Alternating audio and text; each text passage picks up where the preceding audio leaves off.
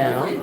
Welcome, welcome, welcome. We are at the Black Caucus Speaker Panel today, Election and Voter Fraud. We are at the New York Young Republicans Club. So I'm just checking in. We are getting ready to get started. The room is filling up. There's a lot of amazing, amazing people here already. So I'm going to flip this camera around for you guys. And just kind of show you. There's some of the guests here already. And again, this room is just filling up, and it is wonderful to see everybody. Let me put my purse somewhere. Sorry. We're going to just walk to the other end of the room here, guys. This one has the benefit. And hey, Nova. Marilyn. We're gonna.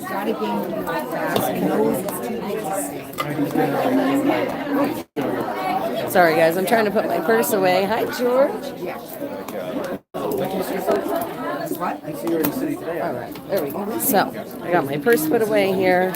So as I said, guys, we are at the New York Young Republicans Club right now. We're in New York City. It is so wonderful to see all of you. Today is a speaker panel that we're going to have on election and voter fraud. There's going to be a lot of really great speakers, and they're going to be explaining everything that's been going on with the elections and things here in New York. And I cannot wait to share this great event with you guys today.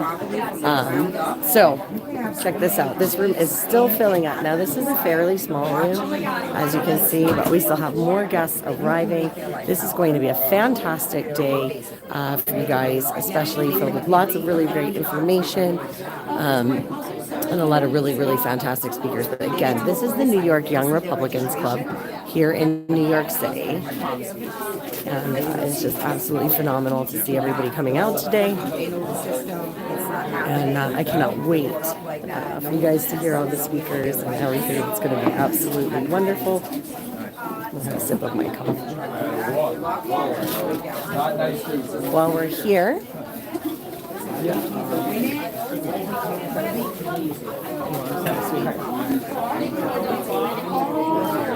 again, show you guys little beautiful light snacks here for anybody, as we're here, just to munch on. Of course, comfy seating. These are always wonderful events. Great place to be. Gorgeous room. Hi, honey. How are you? And again, just amazing people filling this room. And this is going to be a really, really great day, guys.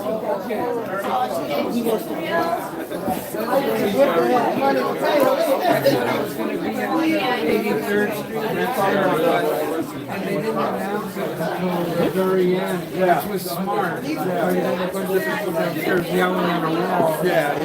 Come back here, and you can see now this is the podium here where everybody's going to be speaking from. You can see a good view of the room here from this bird's eye perspective.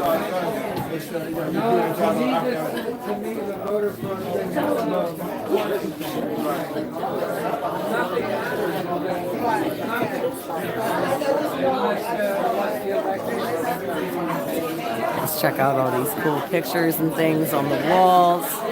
Again, this is the New York Young Republicans Club here in New York City.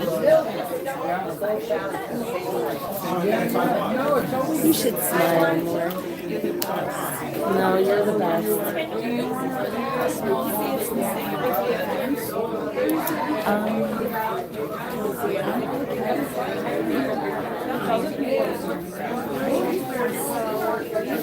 Hi, sweetheart. Mwah.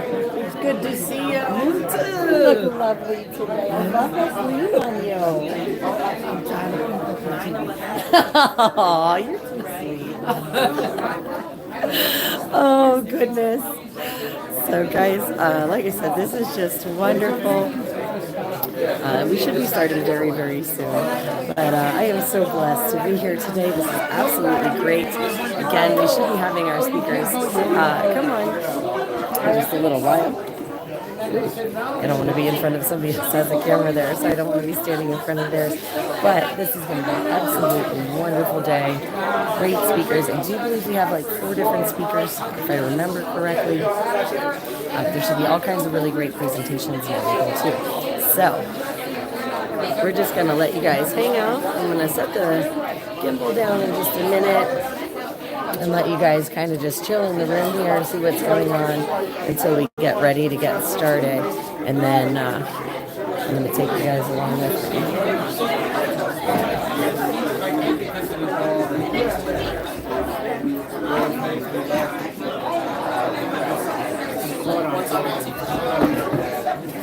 Oop, we got some furniture rearranging here.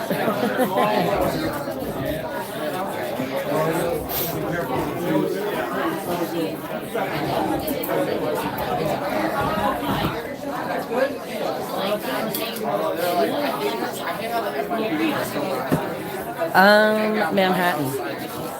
So we're in Manhattan. We're only a couple blocks from Broadway. And it's actually not too bad. It was very cold today, but we're only a couple blocks from Broadway today. So we are in Manhattan. And again, this is just an amazing, amazing room. There's some cool pens. Check them out.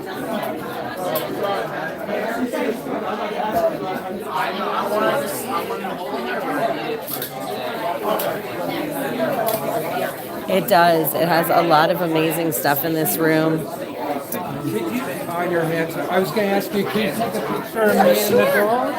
Sure. Hang on, guys. I'm going to set you down for 1 minute. Oh, there, you're set. Yeah?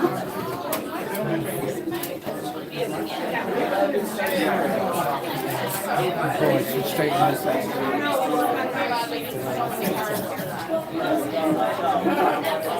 Thank you. One more. I'm going to stand behind the podium. If you could get this in too. Let me move my camera there so we don't get that in the way. And the light's good here too. There you go. Get all the light from Yep, Lincoln. absolutely. Thank you so You're very welcome. Speakers, you're a speaker right there. Would that interfere with your mic? I don't think so. Okay.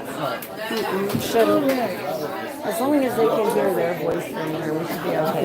We were playing with it a little bit last night. So. Okay. All right. Yeah, totally. I mean, if you want to do a sound check, we'll let you up and like do like a walkthrough and like make sure the sound is okay. Well, I switched on my microphones last night, so I haven't had that much time. Oh, okay. Which is why I'm using them on the recording. Okay. Just once I get a few more, Oh, wow, okay. And I was like, oh, well, this is a really cool present. Thank you. All right, so how do these work? Yeah, hold our seat. We'll be right back. I'm going to take a few more. Since we have really great audio, there's nothing else we have to do. And then, like I said, we'll have this live stream. So, like right now, everybody's just chilling. They're looking at the podium. Okay. We'll have my commentary on this one, but that one should be mostly whatever that might be. Okay. Works, so one thing at a time. One thing at a time, absolutely. One thing at a time. Oh, and if anybody wants to be able to find any of the information with the live stream or anything, I did for Okay. Okay, excellent. Okay. Very good. Yeah. All right, guys, we're going to wander around the room again. And again, this is the New York Young Republicans Club. I'm just going to kind of sneak to the back of the room. Let you guys see this amazing group in here so far.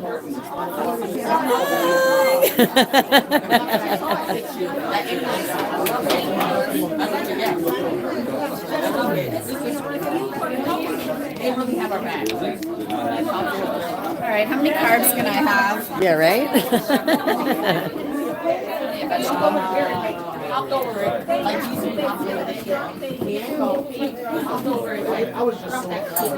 Oh. Gas money. I don't want to go. Gas money.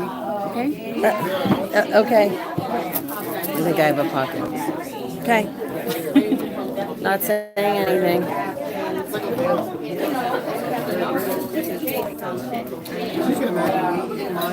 This looks so yummy. Is that donuts?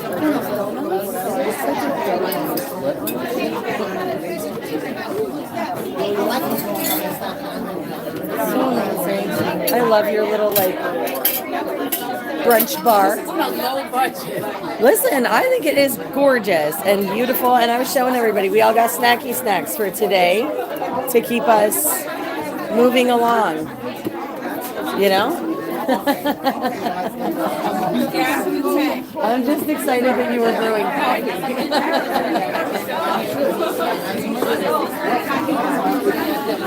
I have some.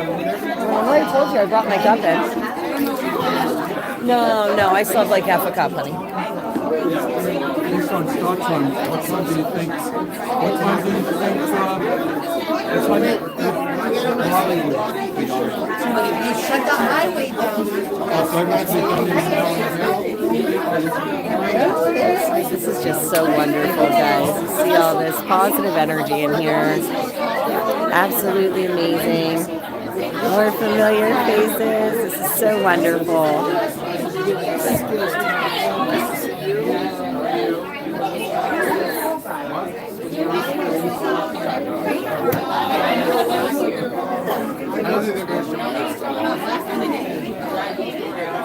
Again, this room is just crazy full.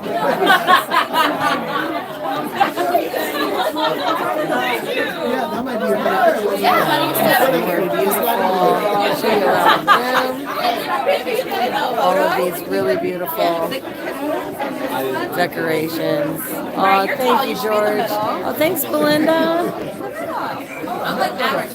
Yeah, today is going to be really amazing. They're going to be presenting a lot of really, really fantastic information, some really hardcore hitting facts about the elections and voter fraud. So again, this is going to be a really amazing day. You guys just need to hang out with us for a little bit while everybody's getting situated and getting in. Of course, you guys know in New York almost nothing starts on time because parking and weather, and it's really been a little bit crazy. But this is just absolutely fantastic to see everybody here today. Like I said, we've got everybody joining in. Hi, how are you? Good to see you too. Listen, I have a new flyer for you to go out and about. Okay. Beautiful. All right, guys. So we just got some new information here. Right here, guys. Important dates, election dates. Here they are. Screenshot it, send it out. New York State, guys, election dates. And I will be sure, if you guys see me, and I know you're from New York, I'll be sure to be handing these out to you, but please make sure you're getting that information. Screenshot it. Okay. Oh, and there's a backside too. So here we go. We're going to show you guys the backside of our information here. Right here, guys. Make sure you guys screenshot for your records. I will put this up on the page later on, so you guys have all this information. But you want to make sure that you're checking that stuff out. Folks in New York, please share with your friends. This lovely lady here is responsible for putting this on today, Miss Josephine. And she is a fantastic, wonderful lady. She's over there in that blazer, hugging at the door. Gorgeous, wonderful patriot. And absolutely phenomenal that we're getting this put on today. So, very cool. I'm going to take these cards, though, that were just given to me, and I'm going to put these with my purse so that, whoops, sorry. So we're going to walk over here to the window, and we're going to go ahead and we're going to tuck these so I have them so I can hand them out to you guys later. Oh my gosh, you're going to have to give me a second, guys. I need an extra hand here. There we go. Tucking those safely so I have them for later. Look at this view. This is the view from here, though, guys. This is the window. New York City. Here we are. So again, this is the view from the window. Not super exciting, but exciting enough. So wrapped up in it. Pretty wild, right? That's right out the window there. And again, New York Young Republicans Club.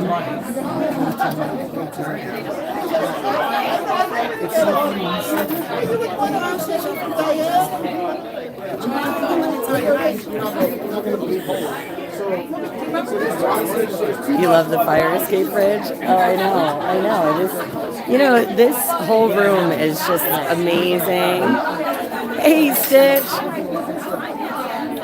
Nice to see you. We got Stitch in the room, guys.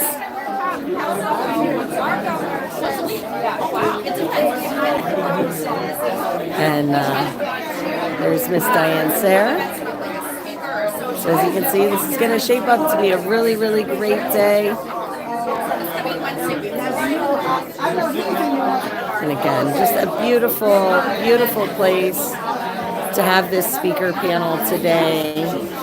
Lots of amazing, amazing patriots in this room. And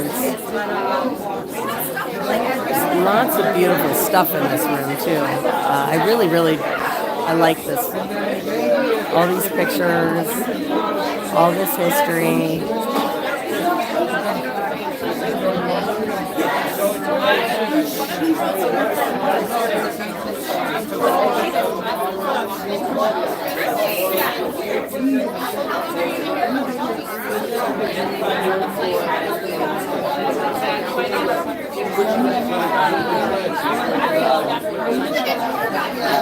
Again, guys, this is New York City. We're in Manhattan. And we're going to be having a speaker panel today on election and voter fraud.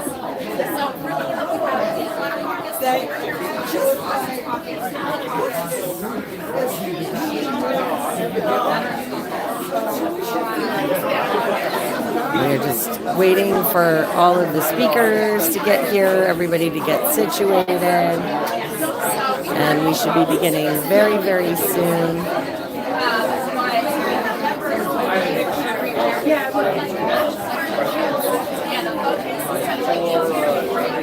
But lots of great discussions here on the side. Lots of amazing stuff going on.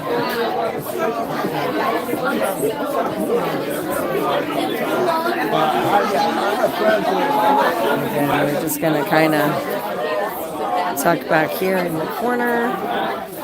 And for those of you that are just joining, show you the back half of the room here. I said all of these amazing items. Yes. They call me Soup Mama. Yeah, we're live on this one right now, and I'm recording on another one. Yes, it is. This is wonderful. I know. This is wonderful. What happened?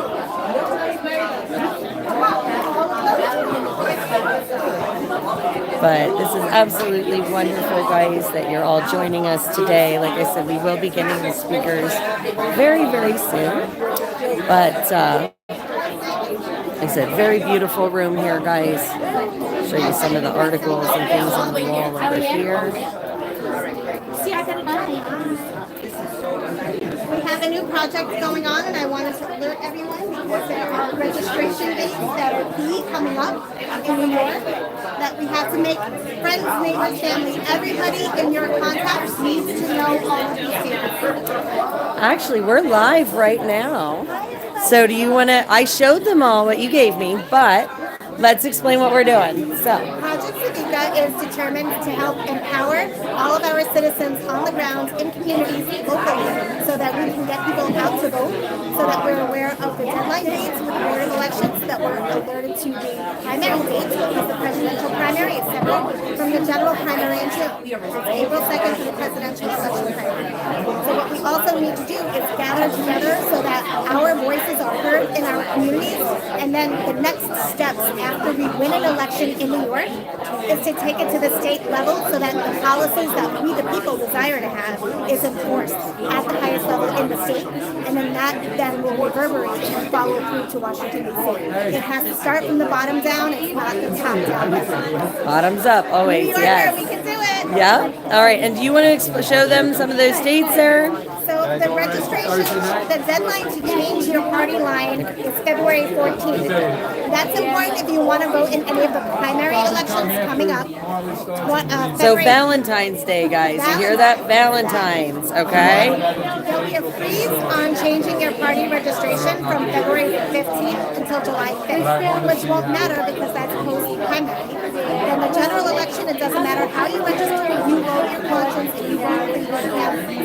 So it's very important to know that. Make sure your friends, families, all of your contacts in your phone list need to know this so that they can share it with everyone. If you're not in New York, you call up everyone you know in New York and you make sure they know.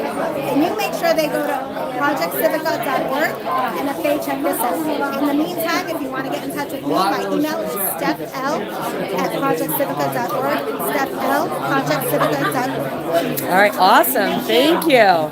Now, guys, there you go. There's some really great information. That was, of course, the information on that card that I showed you guys earlier.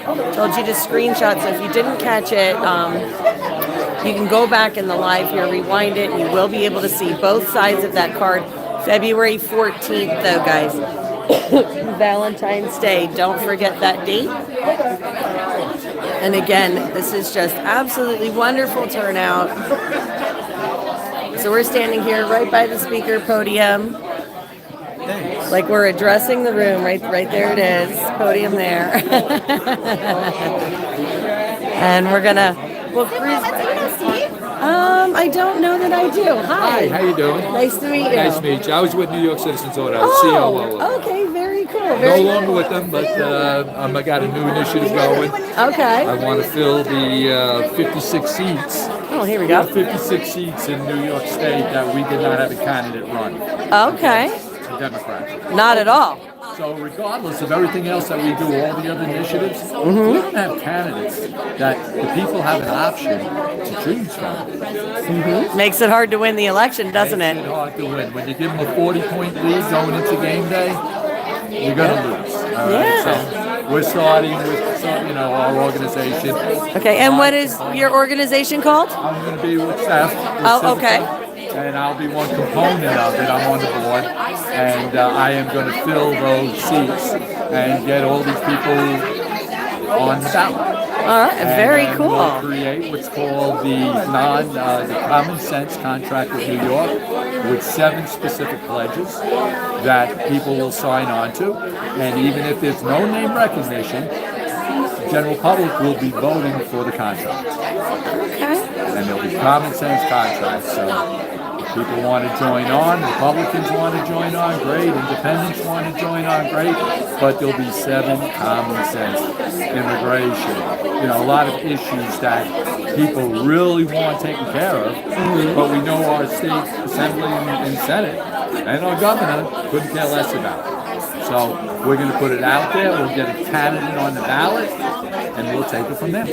Very cool. So we just started in the past 2 weeks. I'm working on the strategy. I've been through every district, every election in 2022. I went through every race, picked out the targets that we want to hit. But just putting it all together right now, and I want. So you said 56 positions went unopposed. Unopposed. So you hear that, New York? 56 positions unopposed. If you guys want to get involved, you need to see these guys. You need to get in touch with them. We will train you. We will help you. We'll help you file to get on the ballot. And then I feel when we've got a group as strong as I think we will have, we'll be able to turn around, get some additional funding. But the big thing about it, it'll be one message. So everyone will not have to go out and campaign on different messages. It'll be one message. And all the advertising will all be about a common sense contract with New York. Awesome. Well, thank you for explaining that, and hopefully some people reach out to you, because that's a lot of seats to go unopposed. It's a lot of And seats. it is, and it's really scary because it's not just a New York thing. That's an every state kind of thing, where you have all of these elected positions that run unopposed. So it's up to us, the everyday people, to make sure that we're stepping up and filling in those roles. So it's great that you're willing to offer some education and training and help in that aspect here in New And put it York. together as a structure where we are a political force, and we can go to the New York State Republican Party and say, we got 50 candidates running. Do you want to sign on to the contract with New York also? That's how it should work. You know, we have to fix this now. If we do not fix this now, you know, I always go back to Ben Franklin, right? I mean, it's a republic if you could keep it. That's it. This is the time that we have to try to keep it. This is the year we have to do it, because if we do not do it this year, we have not kept our republic, and we will not have it again. We got to all get out there and work. A lot of work. It's hard work, no question. Being a candidate is going to be a lot of hard work, but we'll help guide you through it. And I have some big people that are going to be willing to back us on this and do the training and everything else. So I hope you should reach out to me. I got a list of our districts that I'm looking to put people in. And do you have a way for them to reach out to you? Yes, do what Stephanie just gave. Stephanie give you the information. Well, why don't you go over the website with them again, just as a I'm not, refresher? We I have- just got this. They Oh, put this okay. organization together in 2 weeks. Well, we And have- it's Civica. It's Project Civica is the name of the organization. And it's Project Civica, CIVICA.org. All right, awesome. And you can Thank reach out to you. there, and I got a spot on there for this initiative.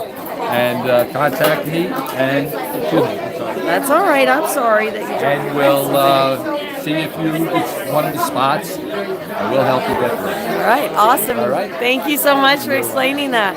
All right, New York. So I hope you hear that. I hope you guys get involved. 56. Like I said, 56 positions unopposed in New York State. Unopposed. So 56 elected positions that were just handed over to the Democrat agenda. So folks, that's something really important to keep in mind, is that, you know, if we don't stand up and you don't start really working actively in your local communities, and you don't put the candidate there, hang on a second. Whoop, there we go. And you don't have a candidate there for somebody to vote for, you're not going to be able to make those changes. So we do. We have to stand up, and we have to start as everyday people, start running and start stepping up, because that is so very, very, very important. That is how you keep a republic. Okay? So anyway, enough of looking at me. This room is so packed, guys. This is so crazy. Absolutely wonderful to see all of these people here. And there are a lot of amazing people from the state of New York here in the political scene. Lots of people with lots of great information. And again, like this is look at that guy. And again, today's speaker panel is going to be on election and voter fraud. We are in the New York Young Republicans Club here in New York City. For those of you joining. And again, it is a packed room today. So we're going to walk to the back corner here, where it's a little bit less crowded in the back, but show you guys how full this room is. This is absolutely absolutely amazing to see all of these patriots out and together, all here to get some really great information today.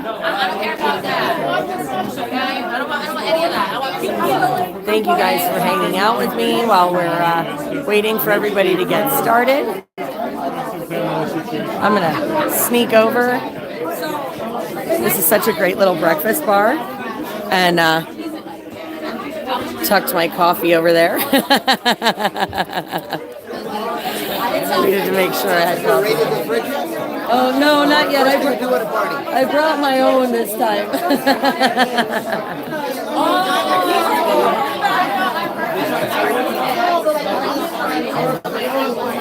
Yes, sir.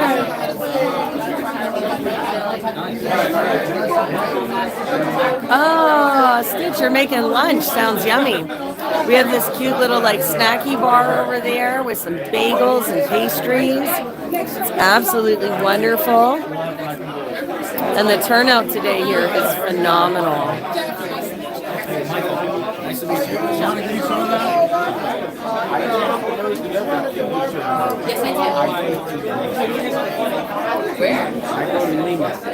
Again, our view here in New York.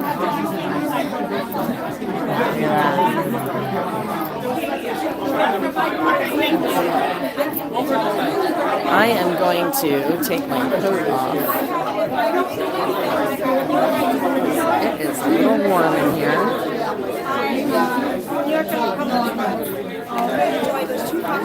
Uh-oh. I think we're about to start.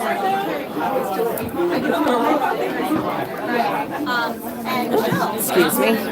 Sorry.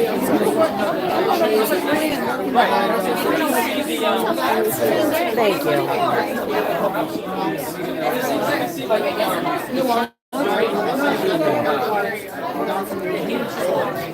Okay, guys. I just ditched my coat because the temperature in this room keeps going up. There's more bodies, more and more bodies in here.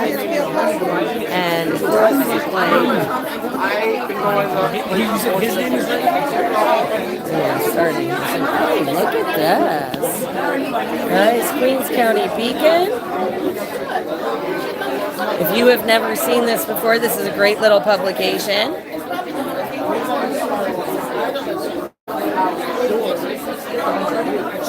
you one of the other ones here. There's another one. And again, if you have not checked this out, this is a great publication, guys.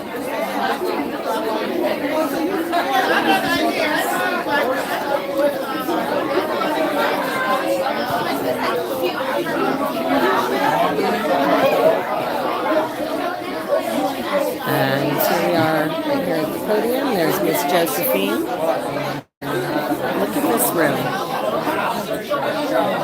Just absolutely amazing.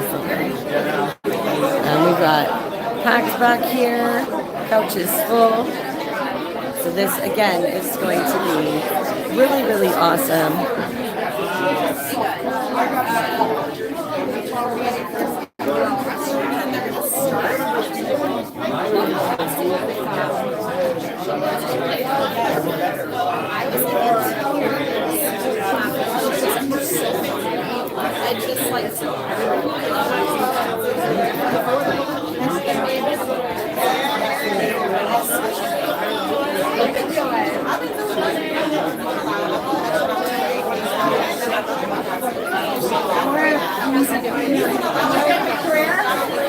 What was that?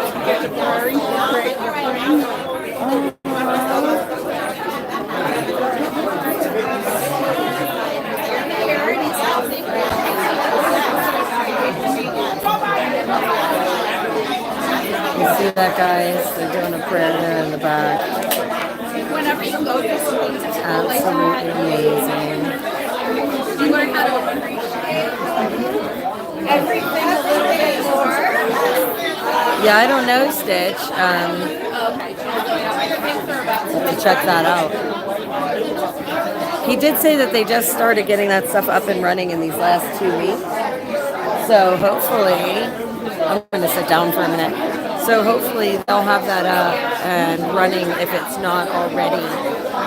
But I do think it's pretty phenomenal, though, that they're going to be working on trying to fill all those positions here in New York and get people to actually run so that we don't have those unopposed elections. That's pretty cool. So, yeah, I'm actually very, very excited to be here, guys. What a wonderful day today. Really, really cold. But this is just going to be a fantastic event. I'm very much looking forward to this. I always like learning more. Of course, we're going to be presented with a lot of different facts about the election and voter fraud that's been going on here in New York State. Hi, Frank. Hey, Tammy. So this is going to be, like I said, full of really, really great information. We do have quite a few speakers. It does look like we're going to be starting soon because there's some more activity going on over there in the back where all the speakers are going to be getting ready. Oh, let me flip this around. It looks like we might be getting. Good afternoon, everybody. Can I have everybody's attention, please? Yes. Thank you so much, everybody, for coming. It's much appreciated. Thank God for this day. I just want to thank God for this day. It's such an awesome day. It's cold, but y'all made it out here. I want to thank you for coming out. My name is Ju Sunfun. I am the chairman of the Black Caucus and the Philanthropy Committee of the New York Young Republican Club. This event, glorious event, is being hosted by the Black Caucus and also by New York Citizens Audit.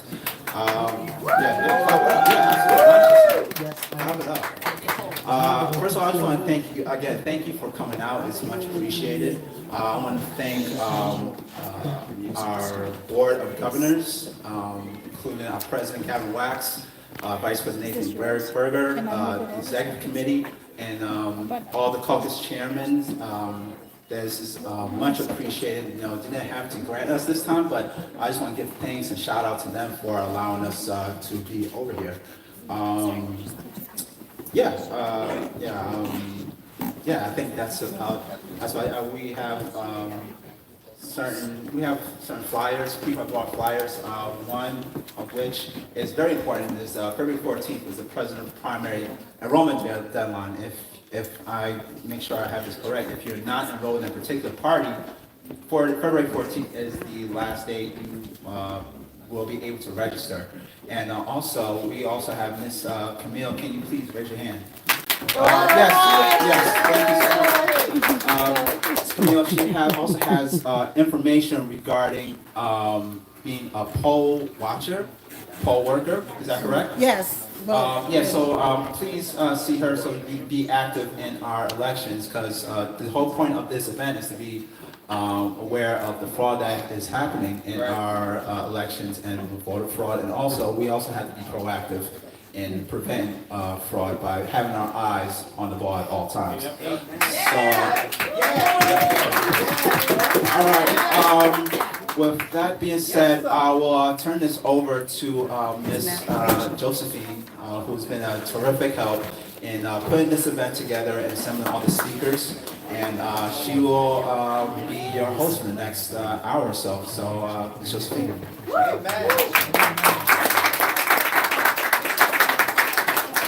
I feel very emotional because I, with my partner over here, the dynamic duo, Alisa, was one of the speakers. We've been fighting this since 2020. Wow.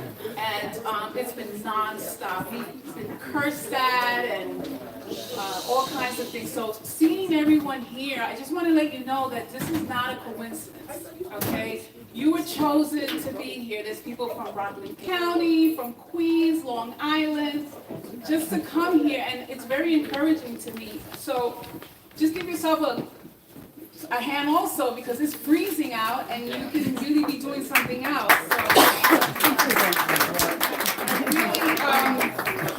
I want to I'm so appreciative to see each and every one. I see some of the people here that are true patriots. I know that even if I don't know you, if you're here, you're a patriot and you love God. And you love truth and freedom. I know that each and every one of us have that in common. That is our our string that connects all of us. So I'm really, really grateful for that. I'm going to, the speakers that are here, they've been so encouraging to me. They have helped me to be sane. We've cried together, we've laughed together, we've argued together. But, oops. They told me about that. But we encourage and we help each other out, so I'm really excited about that. You're going to notice that the speakers here are ordinary people, for lack of a better word. They are first responders, nurses, fathers, mothers, grandmothers. They decided to put their life on hold for each and every one of us. They've been speaking truth to power, and I really appreciate that, because for a while I really felt alone doing this, but I was going to do it no matter what. But it's a lonely world to know, just seeing all the evil and just the wickedness. And my opinion, it all extends from election fraud. Because this is how you assign people or select and not elect these sociopaths to office. So before I start, I want to open with a prayer, because we are in a spiritual battle. And this is a spiritual movement. So I want to start everything with a prayer. So I'm going to have Pastor Gwendolyn Joseph to come up and say a prayer for us. I just want to let you know, guys, that you can come up. If you think nobody's praying for you, she is. She's praying for each and every one of you. She's praying for our nation and for our children. Because to be honest with you, if anybody knows me, I do what I do. Right, Jesus? I do what I do is for the children. That's the reason why I do what I do. Okay. That's my, I'll join anybody who's advocating to, save or protect children. So this is the reason why I am here today. Okay? Pastor Gwen? Right. Amen. Thank you so much, Ms. Josephine, for having me. And good afternoon, everyone. And I just want to say we are in this together. And this is sure enough a spiritual battle. And it doesn't matter what we hear or how we hear. The Bible said faith without works is dead. So you put your faith to your work, and that's how we get moving. So we here, just bow your heads with me, and if you can just put your hand on someone's shoulder, because we're in this together. We are in this together. We know the media and everybody would like to say that we are divided and we are separated, but we are in this together. It's not against black, it's not against white, it's not against Puerto Rican. They want to put us all in the same ship, and they want to sink the ship with all of us. So we are praying. So Father, in the precious name of Jesus Christ, we come to you. We thank you for this day, for bringing each and every one from various places here and gather us so we can hear truth and we can know how to vote. We won't leave our conscience outside the voting machine, but we will take it inside with us and put up what we are voting for against what the Bible says, oh God. So we come to you this day. Know that it is you that is in control. No matter how dark it looks, no matter how gloom it looks, you are in control. So Lord, we pray for lawmakers whom you will establish to occupy the correct seat in Congress. Flip seats that need to be flipped. Lord, you know the hearts of men. Lord, let your will be implemented throughout the three branches of government, our executive branch, our judicial branch, our God, all areas of government. Father, we pray for a window of mercy upon America. Father God, we understand that we didn't dot every I, we did not cross every T, we have made mistakes, we have walked in arrogance, we have neglected your word, we have neglected each other, we have neglected the crooked politician and kept on for voting, but we are awake now. So we thank you, Lord, that we are awake. And as we are awake, you will raise us up as your remnant people who will march in the land and proclaim that you are a God of justice and you are a God of righteousness. And so, God, we thank you. So we pray against this electoral matrix machine.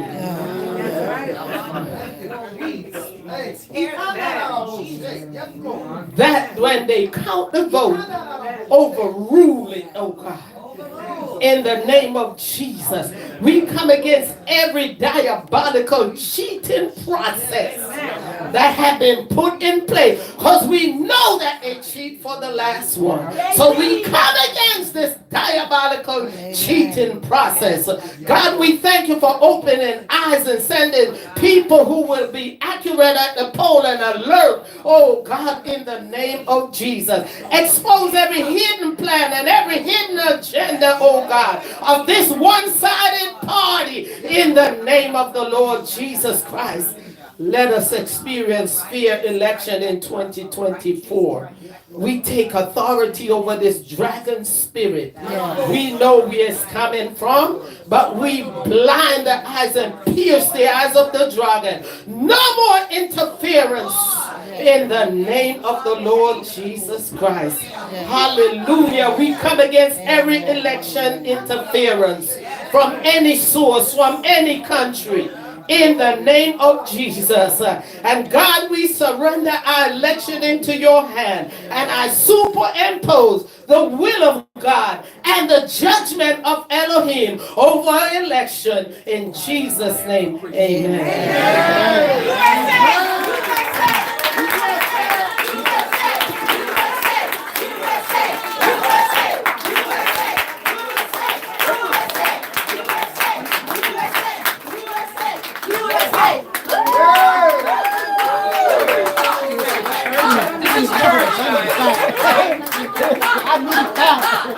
Whoa. This is church, guys. I just wanted to let you know. We got church on the Saturday, y'all. That's right.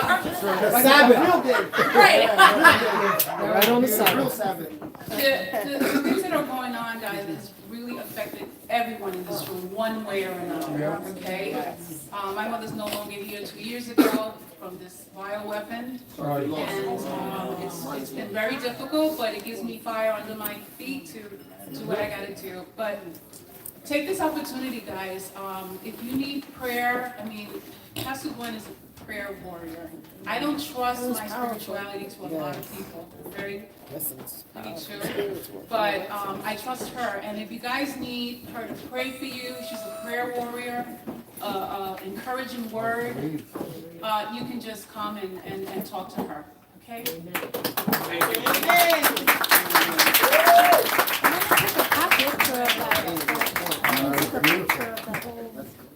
Okay. Woo. Yeah. I got hot in here all of a sudden. How do you follow up on that? Okay. Oh, our first speaker is someone I just met recently, but I feel like we know each other forever. And the reason is because what binds us together is advocating for children.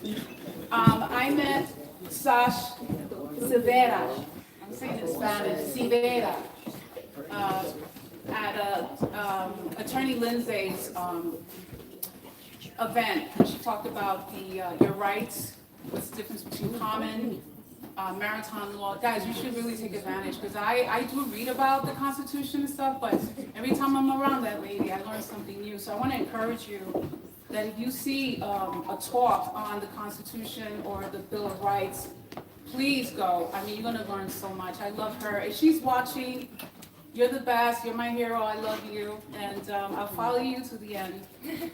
So Sasha is an activist partnering with the Coalition of Protect Children in New York. She's been battling the pharmaceutical company for a long time before it was on people's tongues. So I'll help her explain more, because I can go on and on. I love her to death. I can go on and on. So ladies, give a hand to Sasha Silvera.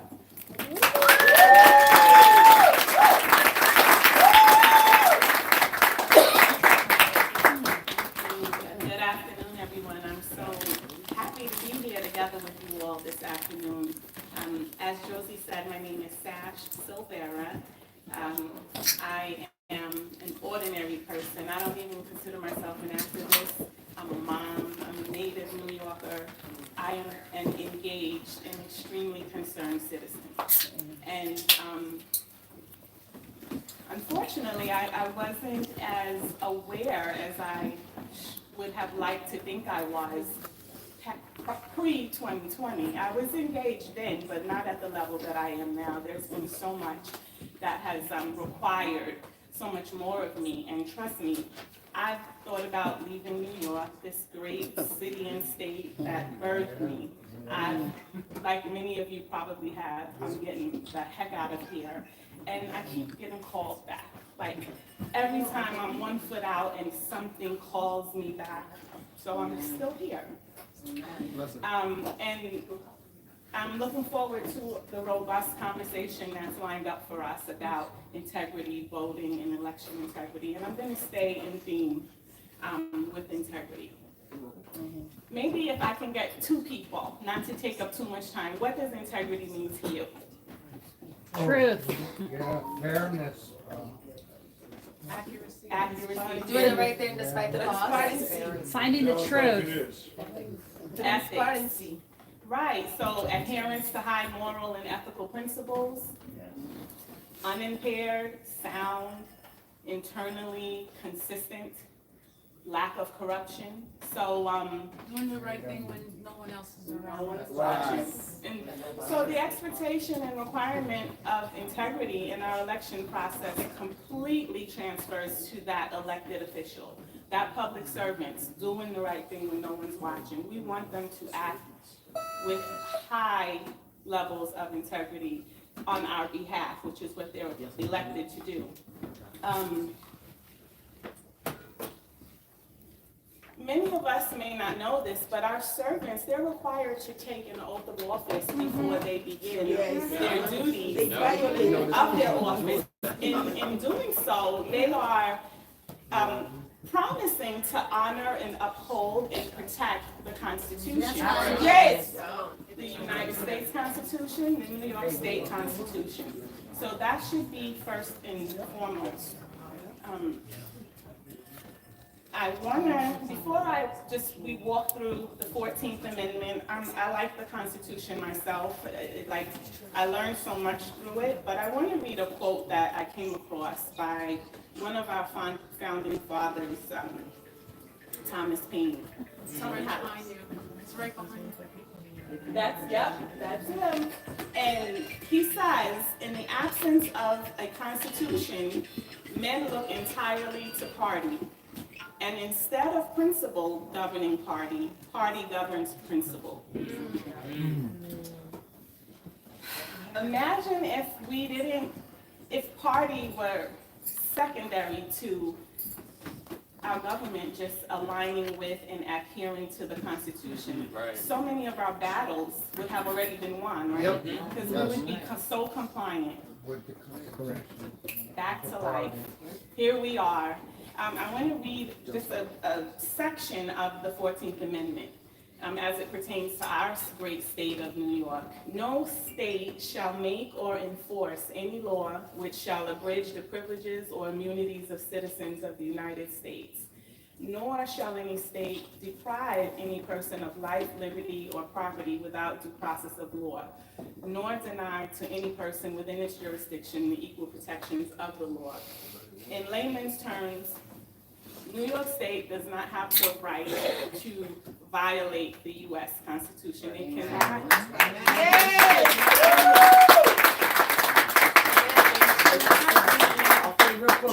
Advancing new bills and new laws that violate our protections that are already enshrined in the Constitution. But here we are. They consistently are breaking the rules. They're breaking the rules, and so we have to hold them accountable. So for so long, I think, speaking for myself, I just trusted that they were doing what they had to do. I was busy doing what I had to do, being a mother, working, doing what I do every day. They're supposed to be doing what they have to do. But in my conversations with so many of our elected officials, they don't know the Constitution. They're not honoring and upholding it because it's not being required of them. Somehow the culture, and this happened way before I was born. I don't know that we've ever fully adhered to the Constitution here, but each time with each new administration, the overreach gets further and further along. So there's a big educational component in terms of partnering with our elected officials to help those that do intend to do the right thing get on track. But when we talk about election integrity and fraud and such, we have to wonder if this elected official wasn't put in place by the people, who put them there? And whose interests are they serving? So, to the next slide.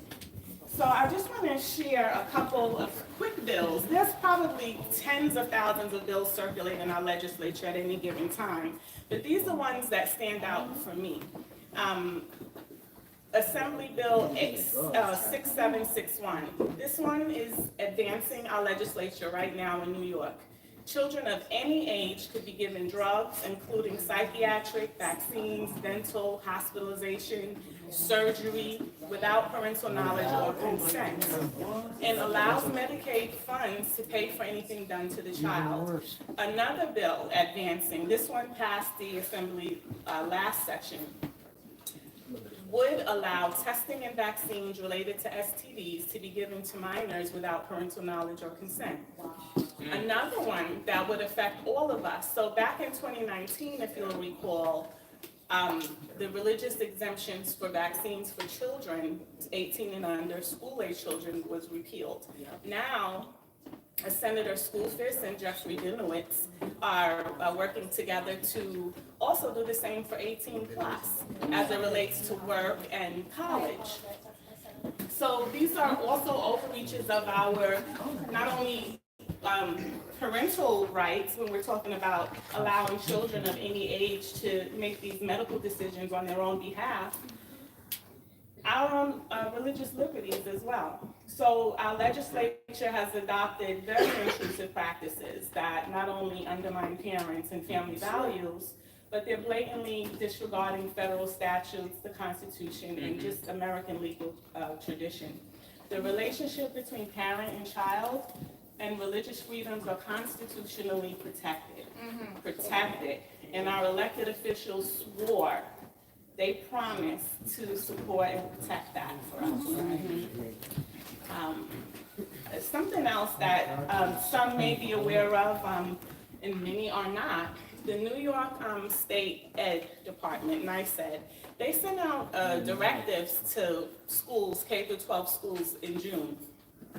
You can look it up online, it's available, it's outrageous. It's called Creating a Safe, Supportive, and Affirming School Environment for Transgender and Gender Expansive Students.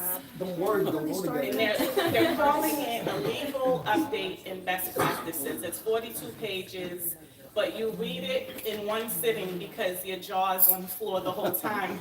You get through those 42 pages pretty quickly. But I'm quoting some things that stood out to me as it relates to the parent-child, the sanctity of the parent-child relationship.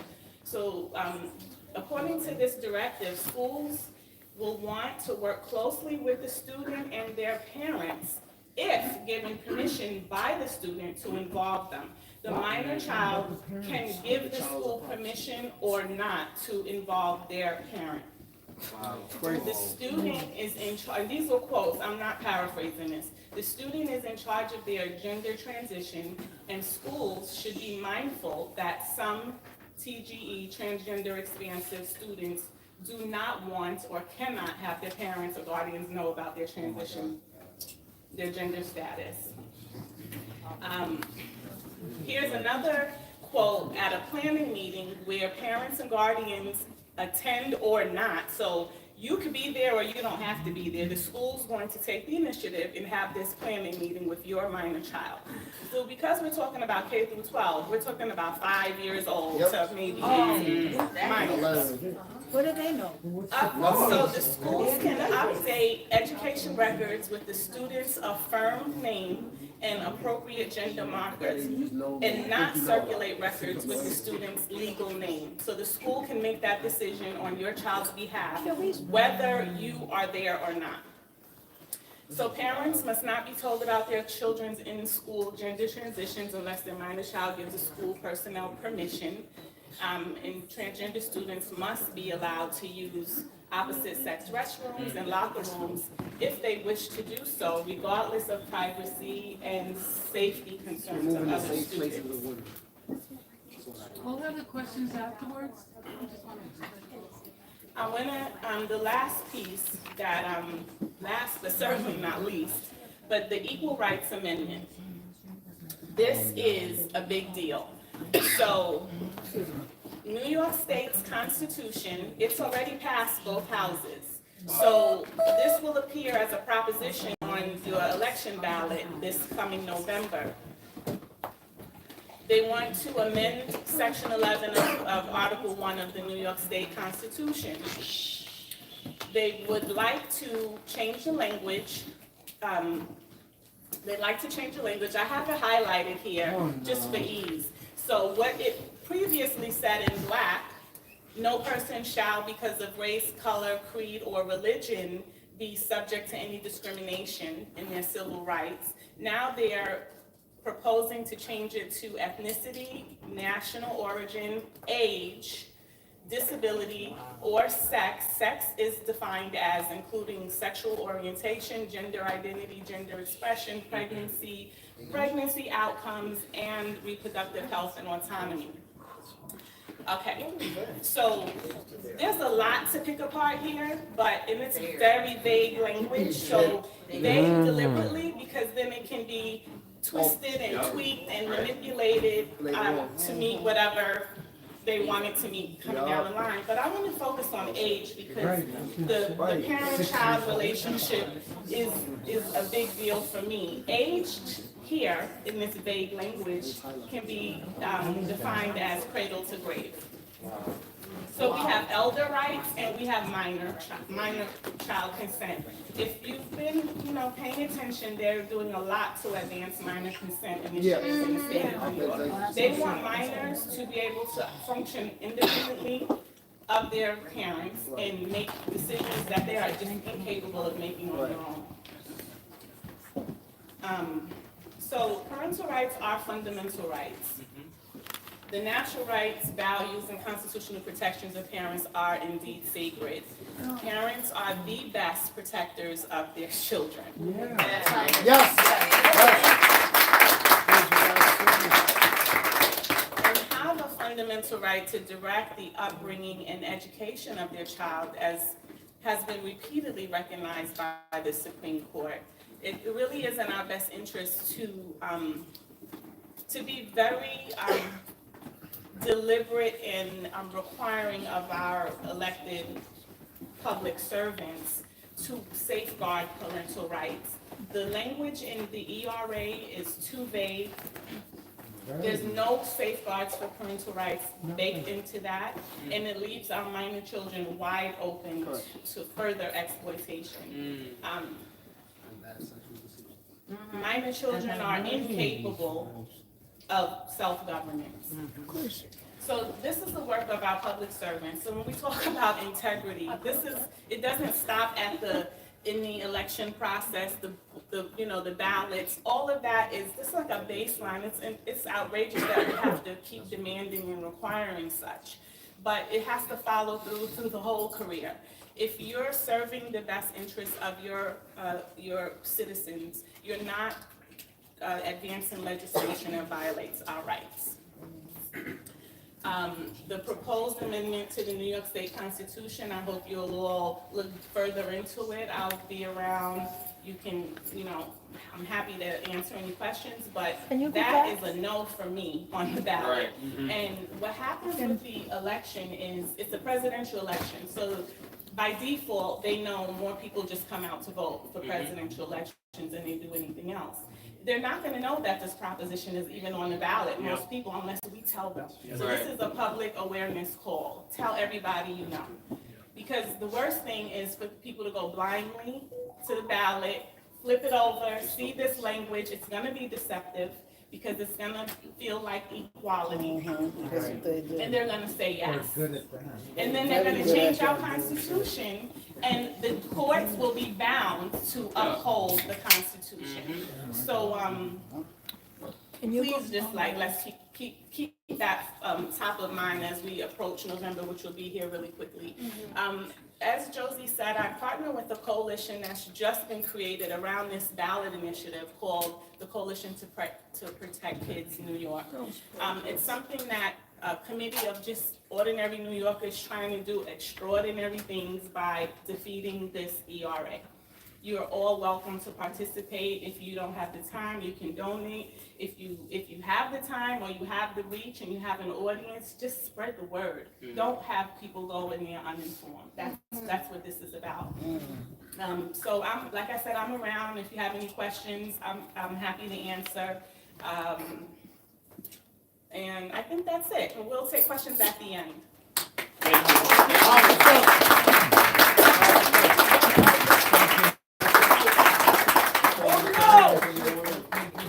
Vote no. Vote no. Thank you, Sash, for that impressive presentation. I just want to make an announcement. If you could, everybody can turn on your phones on silent so that we can hear our speakers make their presentation, because this is very important and we want to utilize our time as much as possible. And also, if you can keep conversations in the back to a minimum so that we can hear what's being said. With that, I'll turn this back over to Ms. Josephine.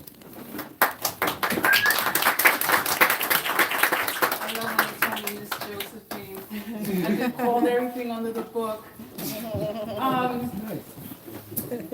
The reason why I wanted Sasha to be the first one, because I wanted to let you know these are the consequences of selecting and not electing.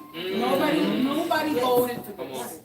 Okay, nobody in their right mind, unless you're diabolical, you vote for something like this. So if you have people that are fighting for you, you gotta support. Okay, with everything, I mean, I see these groups, they got so much money to do evil. I mean, they got money, our money, exactly. They say funds. No, that's my money. It's not a public fund. It's my money. So that's the reason why I wanted her to speak, because this is it, guys. If you go into the voting booths and you say, "Ooh, human rights," they're like, "Yes. We need that," and what you're really signing off is your children. This is the last nail on the coffin. After this, if that goes through and nobody gets involved, you can't complain. You can't complain if your child comes in and says, "What do you mean telling me? I do whatever they're already trying to do that." When you're trying to, discipline them, they're always trying to see how far they can go. Imagine if the teacher says, "You know what, when you go home, you're boss." I mean, it's right. It's crazy. It really is. Kids can be manipulated. Their minds are developing. Even up to 20 years old, the brain is still developing. So be aware of what's going on. Okay, our next speaker is also my hero.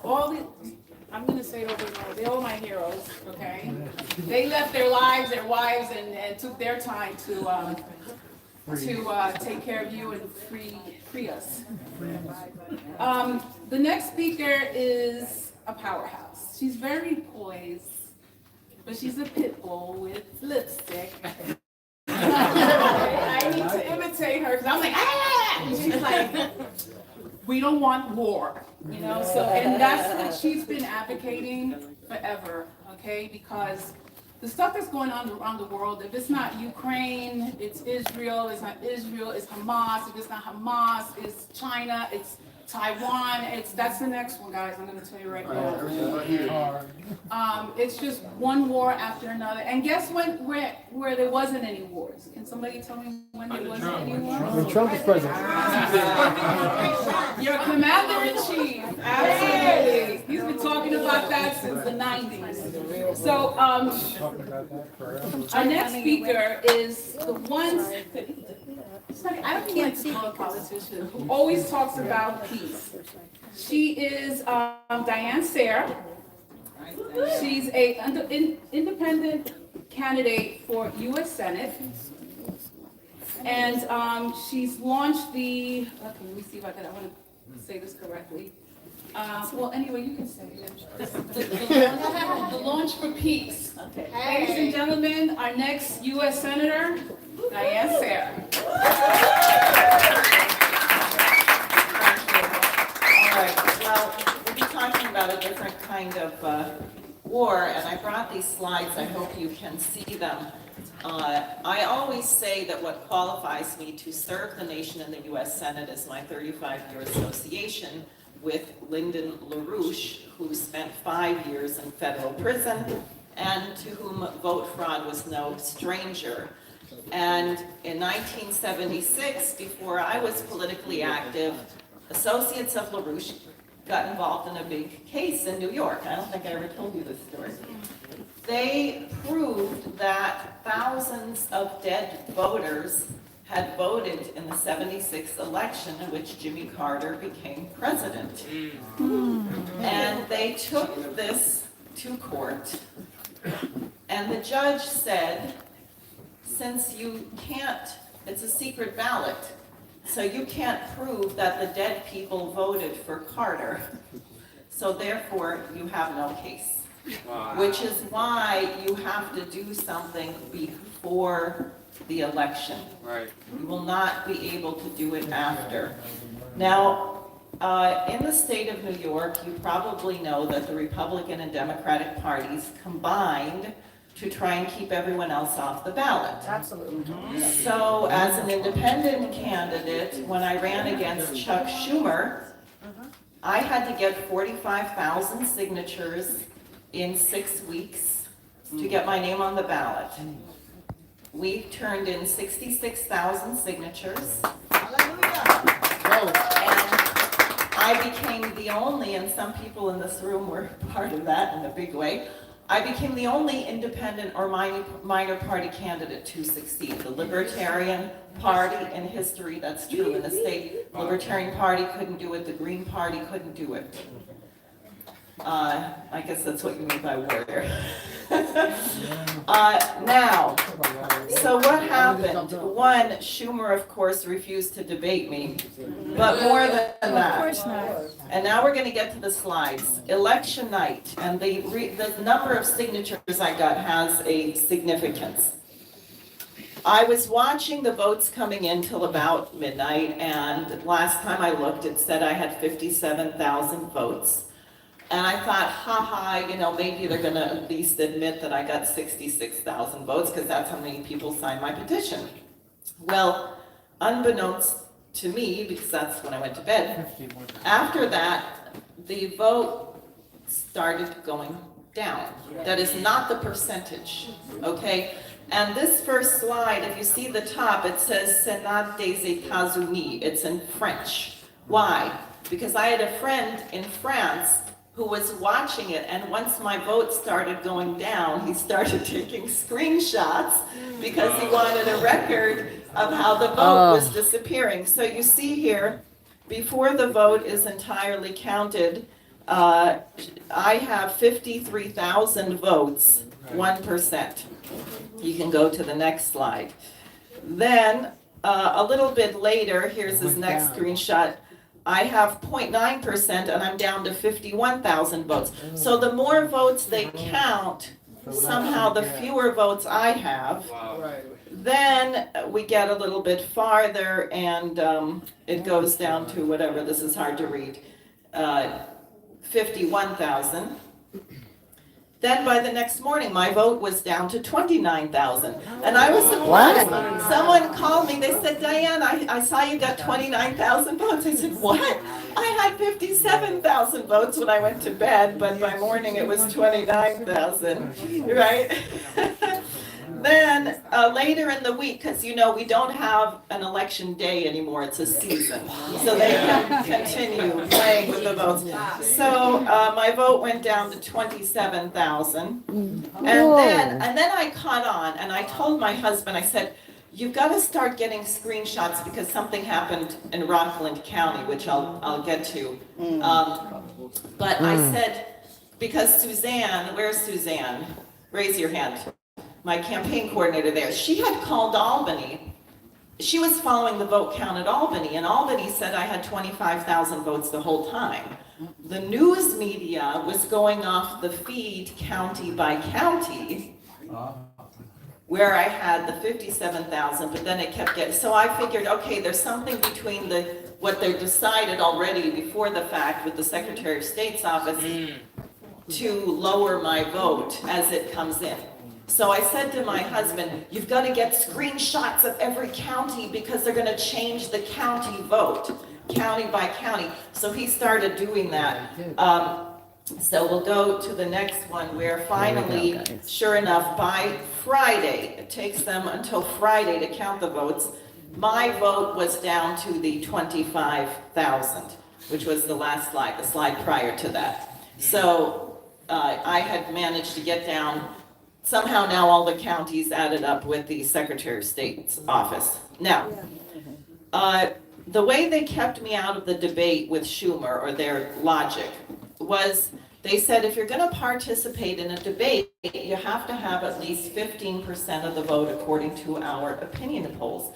Now, first of all, that's total nonsense because the point of the debate is for people to decide who they're going to vote for. Exactly. Since there were only 3 people on the ballot, you could not argue that having me in the debate was some big onerous thing that was going to take a lot of time. And then since I had so many volunteers to get all those signatures, I had gotten a heads up on how the polls were working because my supporters had called me. They said, hey, I just got a poll. Someone asked me, who are you supporting for U.S. Senate? When I said Diane Sayre, they told me that wasn't a choice. So we got the opinion polls that the station was using and discovered that of all 4 polls, my name was not a choice. So somehow I couldn't get 15% of the vote anyway. We found there was one poll that did allow people to choose me, and on that I had about 5% of the vote statewide, which is absolutely huge for an independent candidate who's not a billionaire, and if you're on the president or governor's line, would give you ballot status. So in my county, you can go to the next slide now, Rockland County, I was getting interesting calls about this because in Rockland County, I had 5.8% of the vote. I had 6,212 votes, election night. The next morning, my vote was 282 votes. Yes, so I went from 6,212 votes down to 282 votes, 5.8% of the vote down to 0.2%, right? No. And you realize, think about the Georgia case against Trump, that because the experts say there is no election fraud, if you say there is fraud, that you are committing a crime. Right. Even when you have something like this. Now, let me just go to the next thing, which is a little bit complicated, but I want to show you something. So you can imagine, I went to the Rockland County Board of Elections. And I said, could you give me a time-stamped record of the vote coming in? Because I want to see when my vote started going down. I want to see how this changed. They had already reversed all of it. So there was never any time that what we saw, which clearly was the count, 6 was on there. And instead, lo and behold, on the record I got that day, something called blank vote, that is people who supposedly had gone to vote but did not vote for US Senate, was 6,212. Does that number sound familiar? So they didn't even try to disguise it. It was the exact same number. So then what we did, we took those screenshots that my husband and some other people had done, and we went county by county. And so what you can see there is just a little bit, just the beginning. So in Albany County, with this was 81% of the votes counted, I had 1,664 votes, and blank votes were 492. A little bit later, blank votes were 1,684, 20 off, and the blank votes, I don't see them on here, but anyway, the blank votes became my votes. In Allegheny County, I had 258 votes, and that became, then my vote got reduced to 75 votes, and the blank vote was 258 votes. In Broome County, I had 1,102 votes, and later, after more votes came in, I had 402 votes, and the blank vote was 1,102, the exact same number. So even if someone wanted to argue that, oh gee, they just made a mistake in our Board of Elections and they switched your vote with the blank vote. In every county? Right, it was in over 32 counties, in over 32 counties. No, not all of them. They switched my vote. Now, I just want to get to the last part of this, because I was saying, well, they're gonna steal, I mean, we know they steal the vote, but why do it in public? I mean, like, this was not subtle, right? People were watching, taking screenshots, like my friend in France, of my vote actually going down. Or this thing with the counties, this is not subtle. And it wasn't hard to figure out. We got the totals, and we said, oh my goodness, your vote and the blank vote were just swapped. But what's the point of doing it? If you study, we did a report on Leo Strauss and University of Chicago when we had Dick Cheney as vice president and the neocons, they're still running the show. What was the idea of the lie? Because you've heard of Goebbels, you tell a lie, you tell it enough, people believe it. Yep. Well, what Strauss said is the point of power, the point of dictatorship, the point of terror, is that you tell a lie that everyone knows is a lie, and you make them feel powerless to fight it. And that is how you control the population.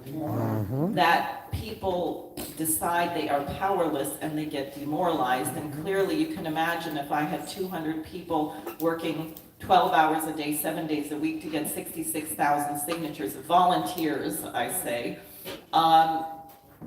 this should have demoralized them and made them give up and not be involved ever again. Now it didn't, because I told people what we were in for the whole time because of my work with LaRouche over all these years. I knew what I was in for, and therefore I tried to prepare everyone as best I could. Some people were still very disappointed, as you might imagine, but it's a very, very clear case. And Josephine's repeated interventions at every meeting I've seen, when they tell you, you gotta go door to door and you gotta get the vote out, and she says, well, it ain't gonna make one bit of difference unless we clean up this mess. Yeah. So that's it.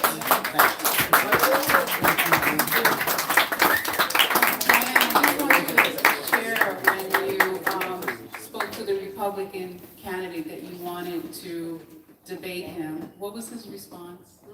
Oh, you mean, yes. No, opinion. We said,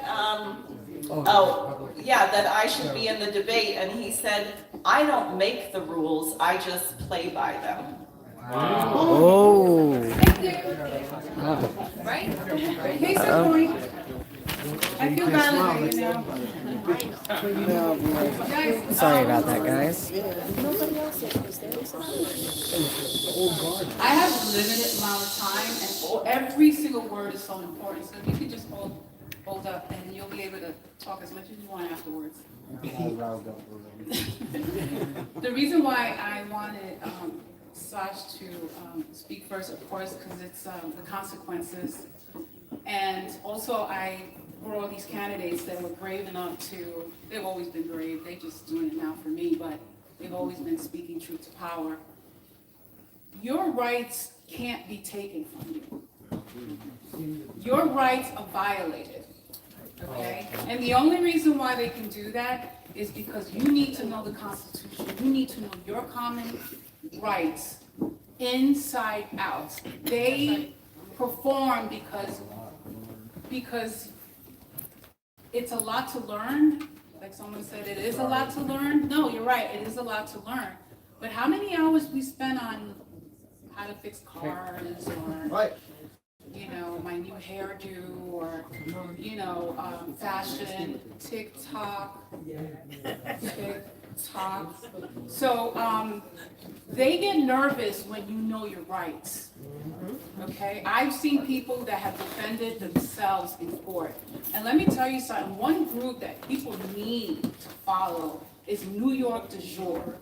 The average person there is 35 years old. They've combed through the Constitution, the common law, maritime law. They did it all, and they will help you to go step by step to, defend yourself. Who is it? Because I'm gonna let you know now, the Bar Association will not defend you. Okay, they're one of the most powerful. They're more powerful than politicians because they have to represent the politicians. So even they don't know all the rules. They just know what they need to know to not defend you. So I just want to encourage you guys. You really start.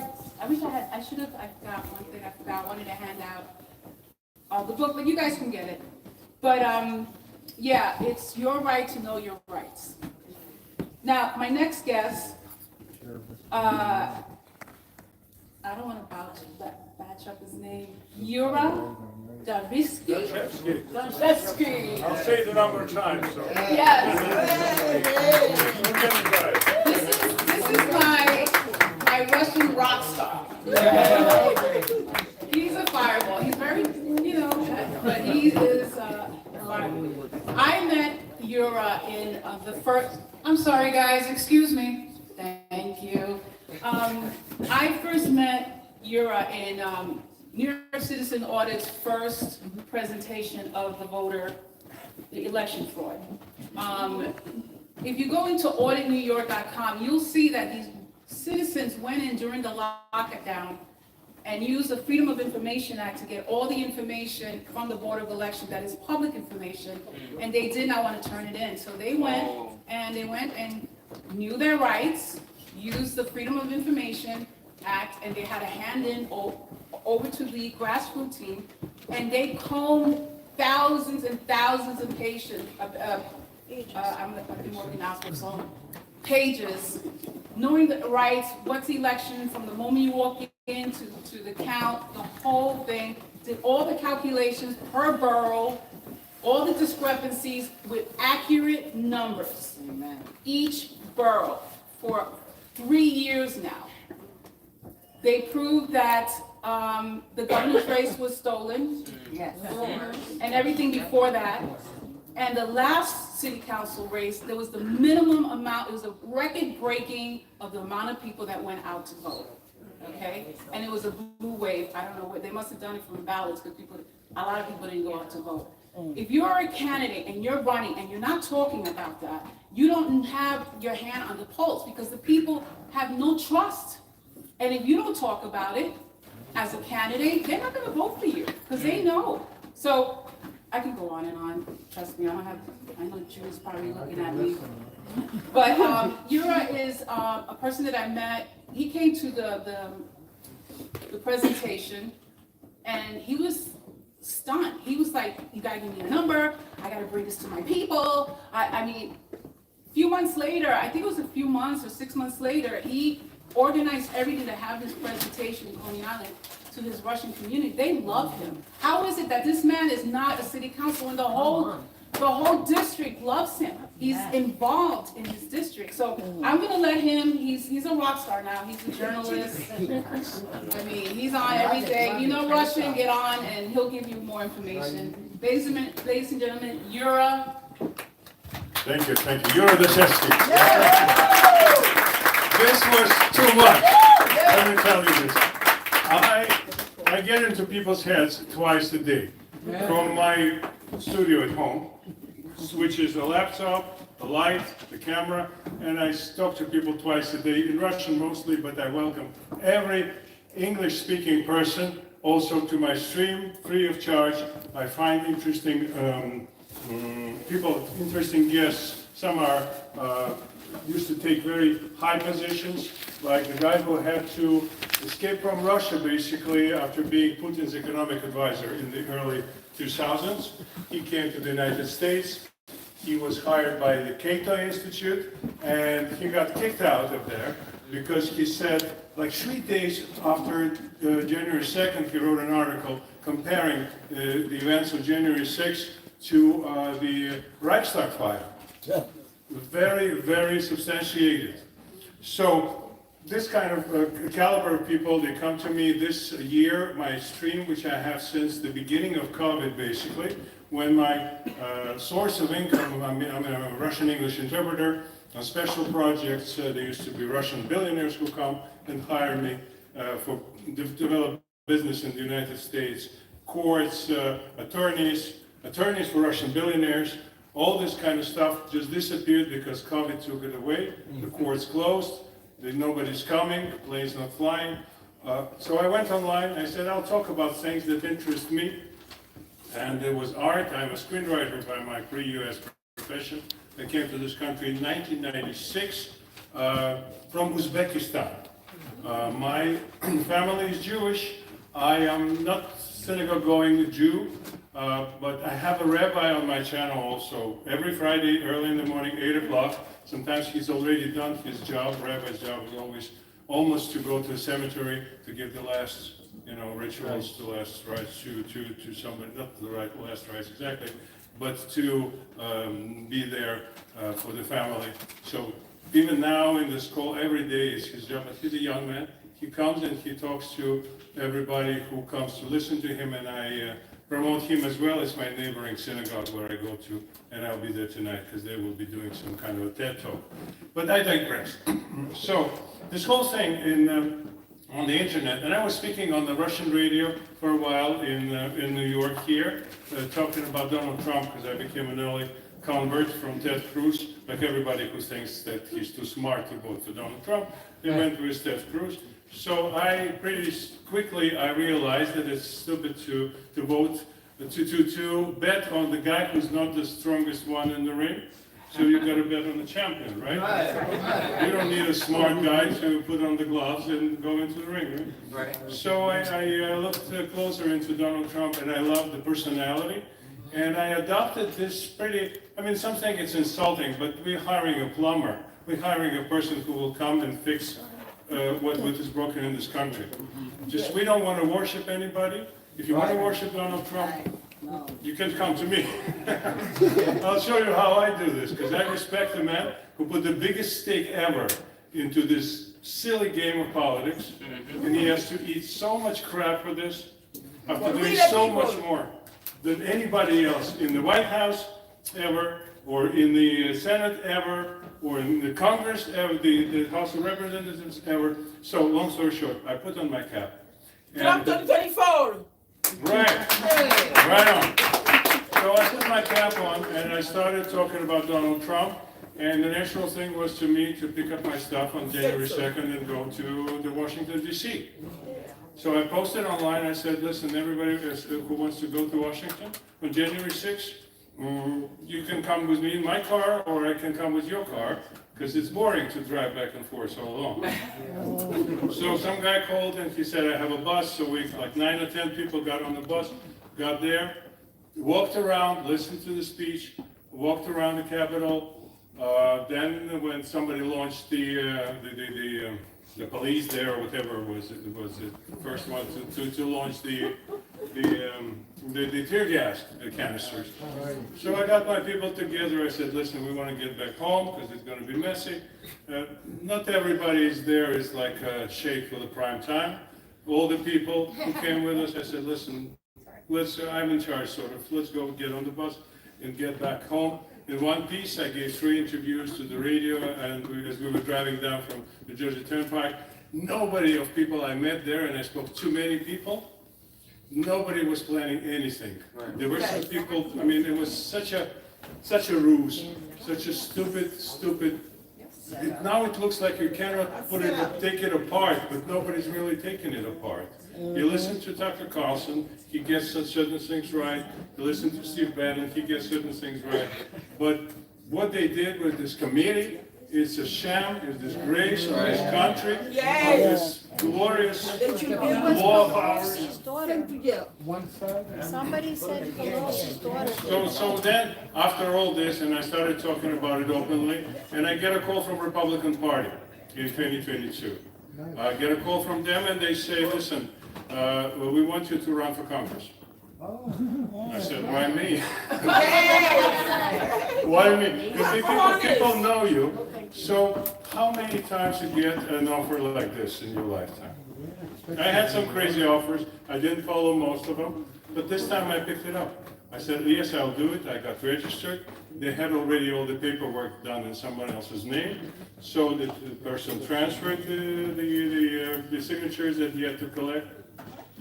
And off you go. Do you fund it? No. You give me $100? No. $1,000? No. $10,000? No. Nothing. We have the paperwork for you. You are a Republican candidate. No material support. Maybe you can get me on Newsmax. You can get me on Fox News. No. I said, okay, I'll do this. I'll go on my own. So on my channel, I raised under $40,000 altogether. Compared to Hakeem Jeffries. I was running versus Hakeem Jeffries. Our hero, right? Our homeboy, right? That's the man who's disgraced. Yeah. The whole world is looking at him and thinking, why is this man there? What's he speaking for? He's like an unintelligent but semi-artificial person. So, so I did regular things, what I've seen in the movies. I printed my posters, I printed my postcards, I gave it out to people, I plastered it, and lo and behold, eventually I got, they say the biggest percentage of Republican voters ever in Brooklyn. So I broke a lot of rules. I went to people who I said I shouldn't go to. I went to black areas, I went to Muslim areas, I went everywhere. It doesn't cost you much money. I took my 6 or 7 volunteers with me. And after that, they told me that those were the days that when they learned about the place where they live in. Because everybody's in this big, beautiful apple of ours. We were like worms, you know, we go to the surface and we go to the core. We go to the surface and we go to the core, we get enough food and so on and so forth. But they were so excited, and I was excited. I came to a Caribbean church in Flatlands, and I was told, stay outside, don't go inside, you're not supposed to be there. It's like they're non-profit religious institution. And sister comes out, she says, come on in. I said, I can't, I'm a political. No, come on in. I came in, they brought me to the pulpit, they gave me the blessing, they gave me the microphone. It was fantastic. In retrospect, I highly recommend it. It gets your juices going. So that was the thing, that was the campaign. Again, as I said, not a single penny came from the Republican Party. Not a single penny came from PACs. I don't know any, I knocked on every door I could reach out to. I got phones of so many people who are very important people, very nice people. They say they're powerful. In New York, not a single Republican. I mean, I photographed with Liz Zeldin, with all due respect, 6 times probably. I photographed with the Nicole Maliatakis. You name them, I met them, I shook their hands, they told me, I love your cap, we love MAGA, that's it. No, I put this cap on. The important thing I wanted to mention, not to be forgotten, I never took my cap off, except one time for the photo. That they asked me to do, Republicans. They wanted to do a like door hanger, and they said nobody will be wearing a hat, so you will stand out. So please give us a photo without a hat. That was it, and I didn't sleep in the cap, but I was every material I had, every appearance I had on Russian television on my channel, I still don't take it off. And I must tell you that it does not scare people, but otherwise it attracts people. Because they see somebody, it's a very cheap and very simple way to tell people that you stand for something. That's right. Right? So you have like modicum of principle, and you can be asked, you were wearing this cap, why didn't you take it off? What changed? So I took it upon me, and as I said, I lost, everybody knows that, right? But basically put me on the political map, and everybody who's aspiring to be a Republican or conservative politician, especially Russian-speaking, who wanted to get to the Southern Brooklyn Russian-speaking electorate, they're welcome to come. What I wanted to say is about Audit and why. I got there, was in Queens the first time we met, right? With you and Marshall. Marshall was in charge. Yeah. So we were there, and it was a few days before the elections. And I listened to the report that Marley did, and I got so upset. Everything I did, everything I just described to you was for nothing.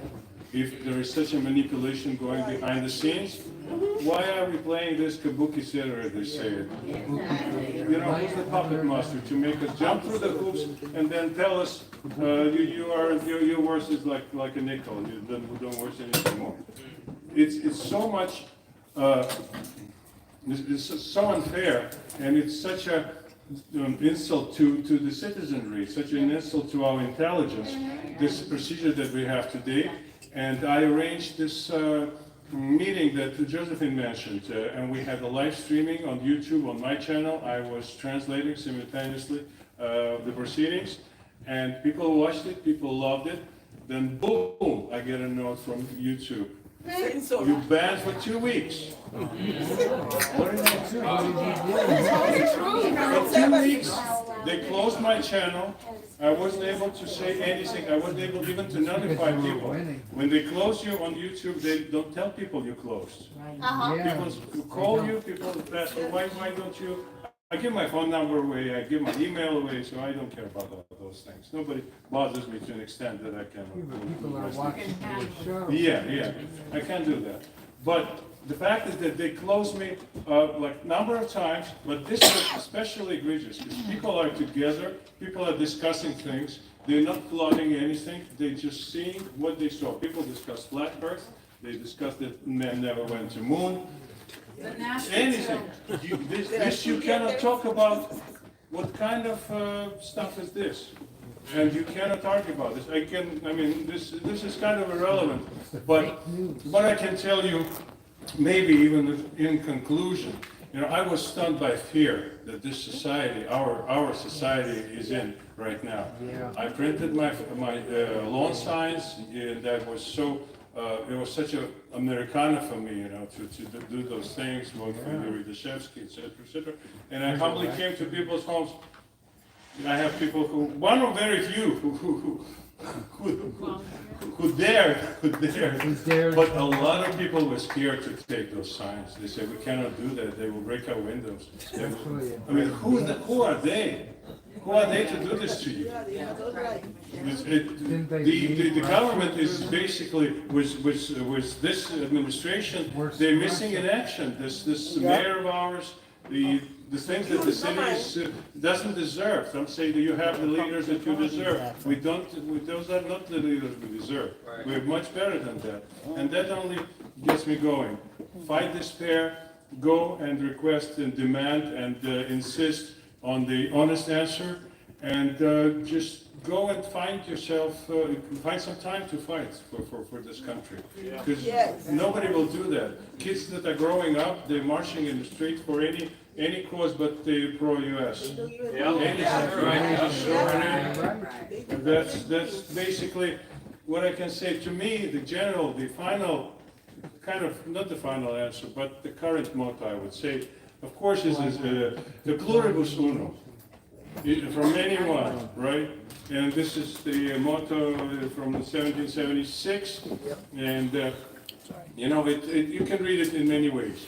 And to me, we have to be the avant-garde. We have to be the point of a spear, the tip of the spear. That's what we have to be. Because many people, very few get to represent them, and very few get to change things that they are. So if you consider yourself chosen, if you think yourself that the history put you in the right place in the right time. So it's easier in the United States to accomplish this change than maybe in any other country, frankly. I mean, we don't, still easier. You can argue about this for a long time, but at least we have our heat, we have our roofs, our houses, we have enough food. I mean, it's just such a small part of your existence you have to sacrifice to bring things in order, at least to try. Because it will take, after this next generation, I think it will take a number of generations to return to normalcy, to return to American ways, if we don't try to do it and succeed this time. Thank you very much.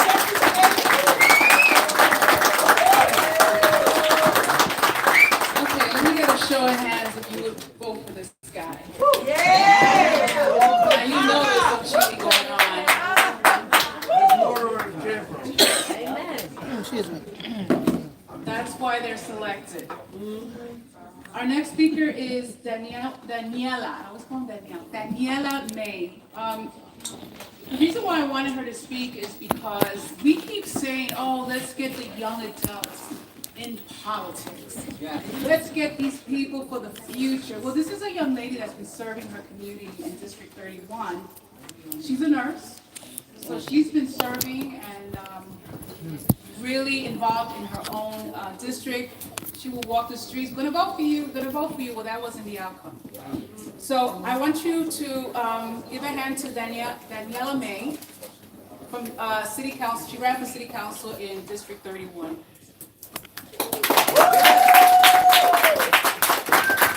Thank you, Josephine. So, I'm here to talk about my experience and what I learned, what we can do next, and how we're going to make sure that our future election processes are fair. Cannot have a fair election if we don't stop what's going on now. Voter interference doesn't start at the ballot box. It starts even before you even attempt to even petition. It starts when people are following you. It starts right from the beginning. And to see these things happening, coming into the Republican Party and just wanting to get my voice out there. So, I started to petition, did not get the Queens County endorsement. Was not being primary, none of that effect. Didn't let that hinder me or stop me because I still went out there and knocked on every single door and got every single one of those signatures and got myself on that ballot with no help from GOP at all. Doing that was not only, so to my defense, I feel that that was done to maybe stop me. Maybe she won't run. But all it did was make me stronger, and all it did was help me learn what I need to do next. And they did that, and they should have not done that, because now I know so much, and I know too much, and now I want everyone to know what I've seen. Oh, girl. So, another whistleblower. So, I'm on the ballot now. I'm raising money. I'm hitting both qualifications to get my matching funds. Did I get my money from campaign finance? Nope, not till this day. Still haven't received it. Wow.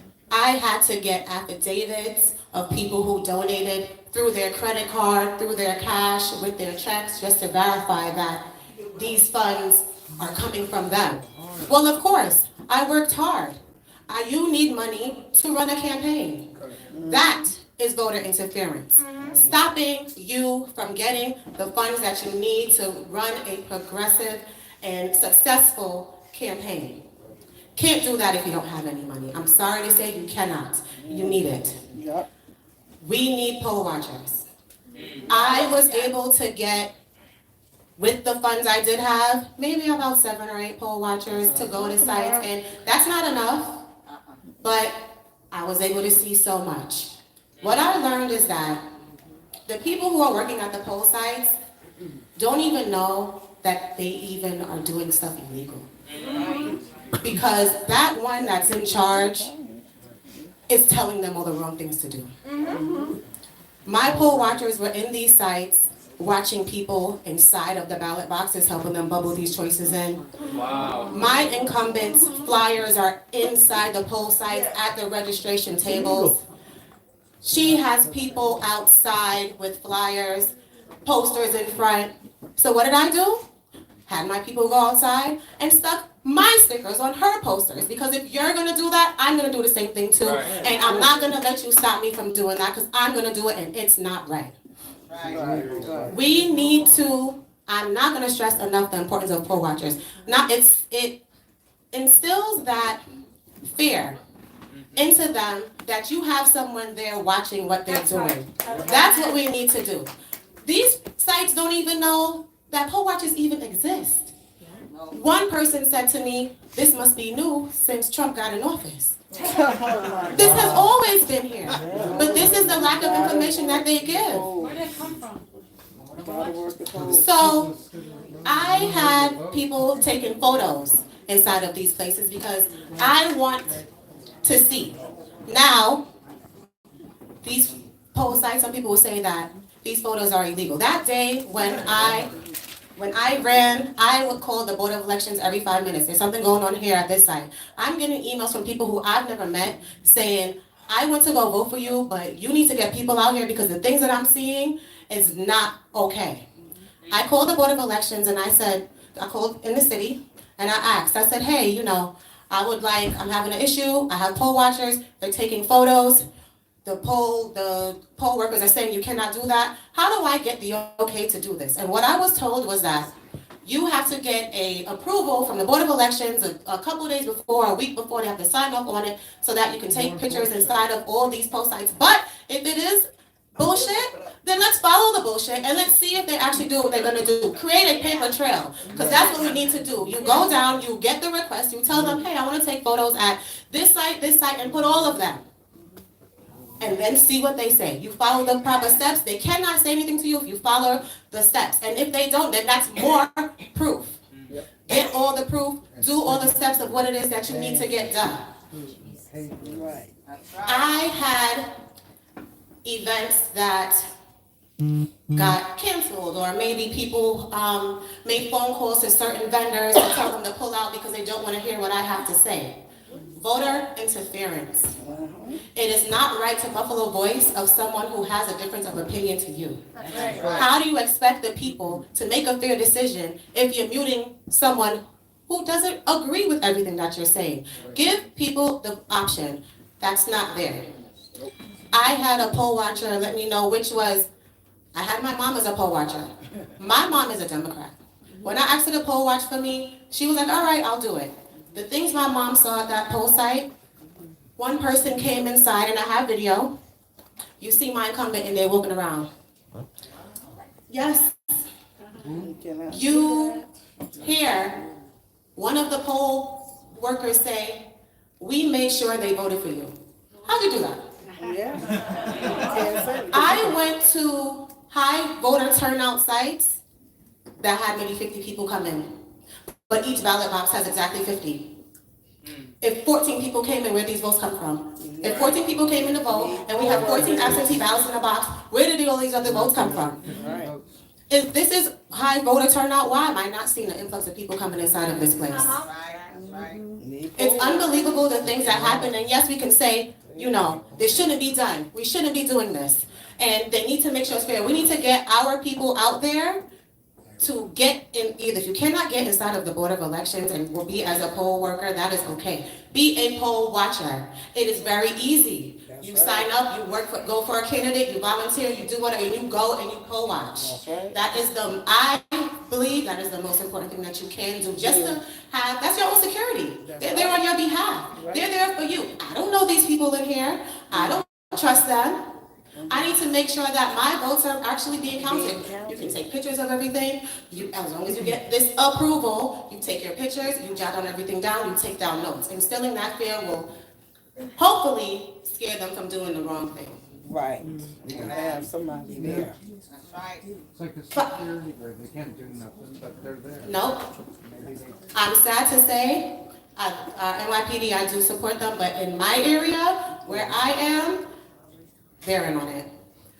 So if you don't, so according to the poll watcher training, you go to like I guess the manager that's there. If they don't do anything, you go to security. They don't do anything, you go to the police. Right. So at the same poll site, at one of the other poll sites, we did follow those steps because they're not doing anything. They're in the booths, they're bubbling this in. I'm seeing the flyers in there, and go to the officer.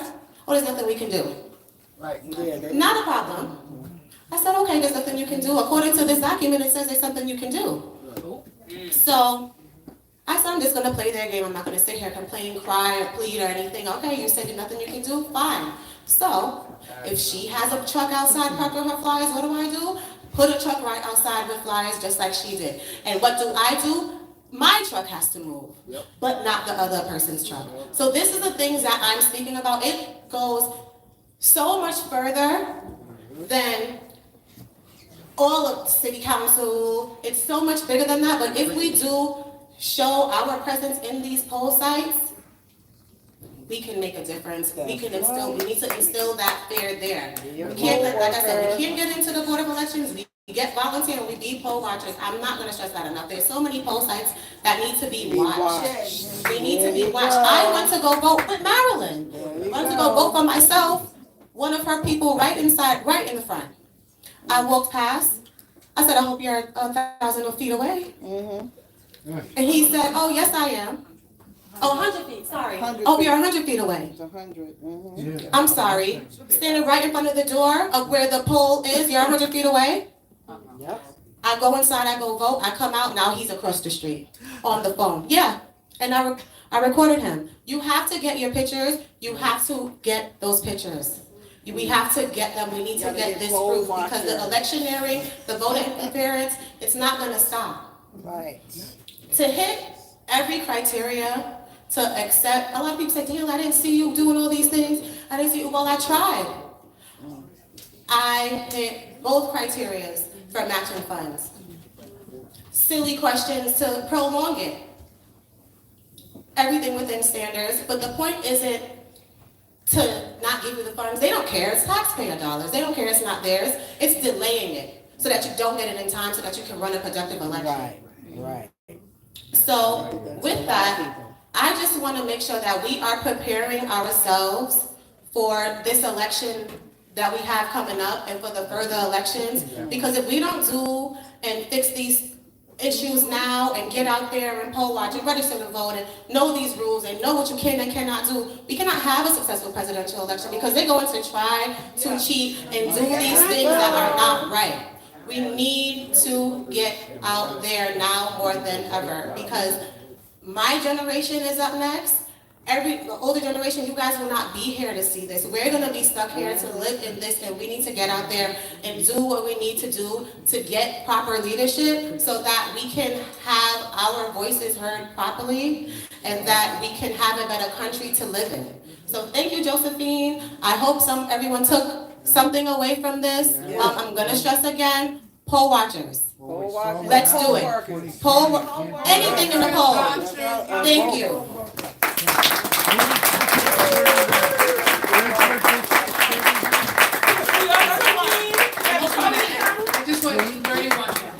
I just want to add about the poll watchers. We don't need poll watchers that watch.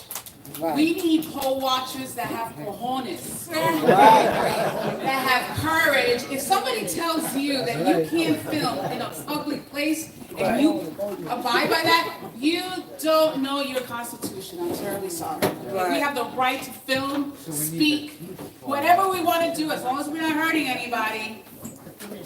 We can take pictures, okay? And that's what you need. You need, when you go to court, and I believe we are going to go to court. I promise you. It might get a little worse, but it's going to get better. You know why? Because there are a handful of people that are not going to stop until this thing turns around. And they're in this room. So I want to encourage you to support them. The next person who's going to speak is, I call it Miller time. Marilyn Miller. NYPD retired. First, so while everybody's going out, she's going in. Wouldn't you want somebody like that leading your district? Leading the police department? Maybe mayor? Maybe? I keep pushing that. She said, do you think so? I said, I know so. She's in the Guinness Book of Records for stolen elections, and she'll explain why. She was in the Guinness Book, and then somebody in the Bronx knocked her out, and then the following year, this year, she knocked that one out, so she's back in first place with the number of votes that were fanatical with. But I just want to, in front of everybody, I just want her to know that I will never forget. That I love her dearly, and I appreciate what she's done for this city to keep it safe, even with all with the politicians and the commissioners. Let me tell you something, guys. I know in Queens, I can only say in Queens, there is no Republicans and no Democrats. There are Democrats that own Republicans, and there are Republicans that own Democrats. Okay? And you're going to find out who's who. I'm in District 19. I cannot talk about what, so I had to organize this, because I can't speak in my district about that. And I wonder why. I come to my own conclusion, but you can come to your own. But I just wanted to introduce Marilyn Miller. Miller. It's Miller time!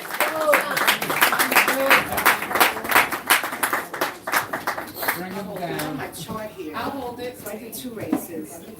And I just like to say thank you, Josephine, for all that you do. And for everyone that came out today, weathering this cold weather. So thank you so much for coming out. And I want to thank the pastor up here for that inspiring, uplifting message of hope and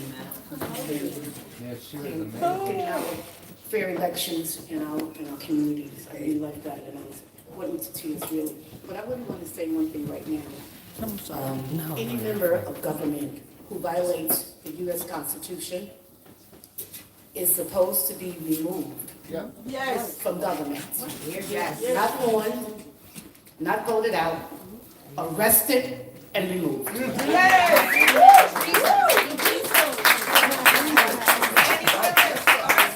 I ran, like I said, I'm retired NYPD police officer. I did 20 years with NYPD.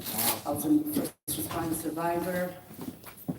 When the United States government really bombed our own country, or whatever they did. Domestic terrorists. So they were part of that, and I'm so grateful to be alive. And I lost so many people that day. But getting back to the election for elections, I ran in 2022 for the 32nd Assembly District against Vivian Cook. I was on the Republican line. She's been there for about 30-something years. Wow. And I felt that I was going to put my hat in the ring and try to defeat her. Someone else had another idea too, Dr. Anthony Andrews. And I give really a lot of props to him. And he had the courage to challenge her in the primary. She has never been primary since 2016. Yep. So in 2022, Dr. Anthony Andrews had the courage to challenge her in the primary. As you can see in the primary here, well, before we get to the primary with him and Vivian Cook, he had filed a lawsuit, and I'd like someone to take a look at this. He had filed a lawsuit with the Board of Elections against Vivian Cook. Could someone please look at this? And please go to page 4, if you may. Go to page 4 and look at the allegations that this team, his lawyers, found in her petitions. They were alleging that her petition was not valid. She didn't have Democratic voters. Sufficient number of valid signatures. Read, please, thank you. Oh, I'm sorry. The petition does not contain a sufficient number of valid signatures. The signatures within the designated petition were obtained by fraud. The petition contains signatures of non-registered voters or voters not enrolled in the Democratic Party, or voters who have signed other and prior designated petitions on behalf of other candidates for the same office. The petition contains signatures of subscribing witnesses who are not registered voters or who are not enrolled in the Democratic Party. The petition does not recite the correct date or certain signatures collected. The petition does not recite the correct address of certain signatures collected. The petition does not provide the actual signatures of voters to have signed the petition and otherwise false, fraudulent, or defective. The petition contains signatures obtained through fraud or misrepresentation, and the petition contains signatures which are forgeries. The petition contains signatures of persons who did not appear before the subscribing witness. It goes Exactly. on. So thank you so much for that. Oh, no, you're welcome. So, as you can hear, all those different allegations against Vivian Cook. And I was so happy to hear that he had filed this against the Board of Elections and Vivian Cook. I was like, kick her off the ballot. Let's go, right? So eventually, he got pressured from the Democratic Party. And they forced him, I don't know what they did, what they said to him, but eventually he rescinded the lawsuit from the Board of Elections. And I was like devastated with that, but I said, okay, I gotta keep moving. So after all that, he was really a pillar in the community. He, a professor at York College, he was a district leader and a professor, and he did a lot of different things in the community. I really was kind of like, even though he was a Democrat, I thought he did a lot of different things in the community. And she was like his mentor. She called him her political mother. And how could he go against her? But you know what, Vivian, we're tired of you there for 30 years not doing a damn thing, okay? So I was like happy that he went against you. Let's get moving, Anthony, let's go, right? So she said, oh, I'm a political mother. They put pressure on him, he rescinded the lawsuit, and here we are today. She's back in office. And, let's get to that. Eventually, okay, let's go to my chart here. So this is my chart for Josephine's home right here. So the 22 I ran. So at the bottom here, that's Anthony and Vivian Cook. She beat him in the primary after he rescinded his lawsuit. And you see it's about what, 8,000 votes or 7,000 votes there altogether. Yeah, 7,000 votes. So she got like 4,000 something. He got like 3,000 something. She won the primary. And then, of course, he was also on the work and family line. So he's able to go on to the next level to get to be on the general election with me, her, and him. She's on the Democratic line. I'm on the Republican line. He's on the work and family line. She allegedly got 18,000 votes. I came in second allegedly with 1766. That's a nice year though. And I got 8.2% of the vote. I beat out the Anthony Andrews of the Working Family Line. He got like 1446, I believe. and there was 22 write-ins. So that's what happened with that, and I'm looking, if you look at the 85%, it's such a 85% vote, not even the president gets 85% of the vote. Okay, so that's a miracle there. So, anyway, they stole my election and I'm really pissed off about it, but it's okay. So now, I still didn't give up. I was kind of discouraged about it though, but then I got back in, I got back in it again.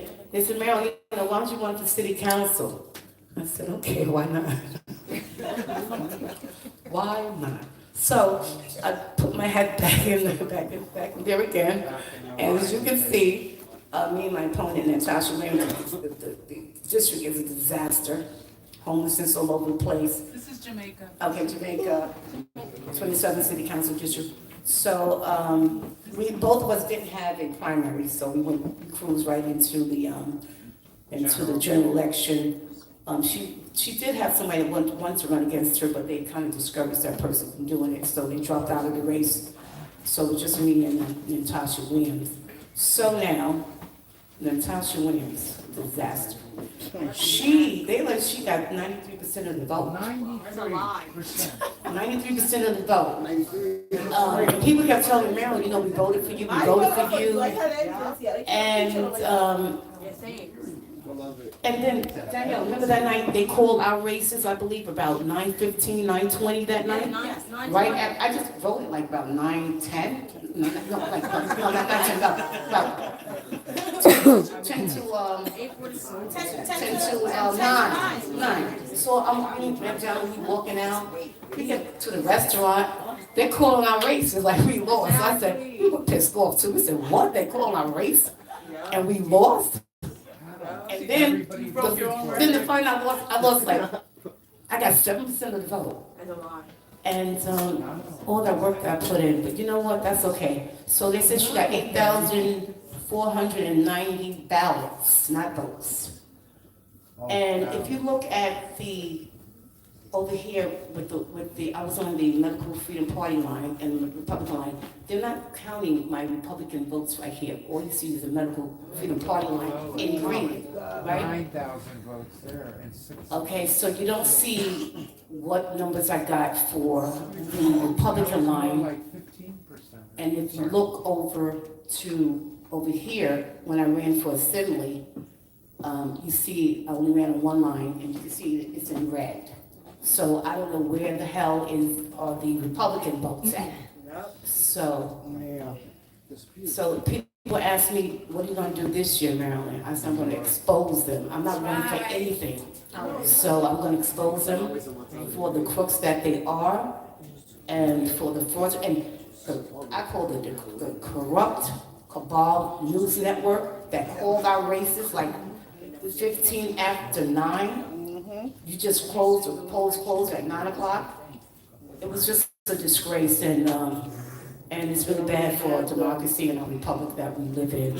So I'm here. I'm so glad that Josephine, she's been such a trooper and a warrior for justice, and that we get. And I would love for a lot of people to really run for office after we finish getting this straight. Okay, but so that's my race, and I'm not going to give up. Yes, I was disappointed, but I'm not going to give up the fight. I'm going to continue to fight on. Thank you so much.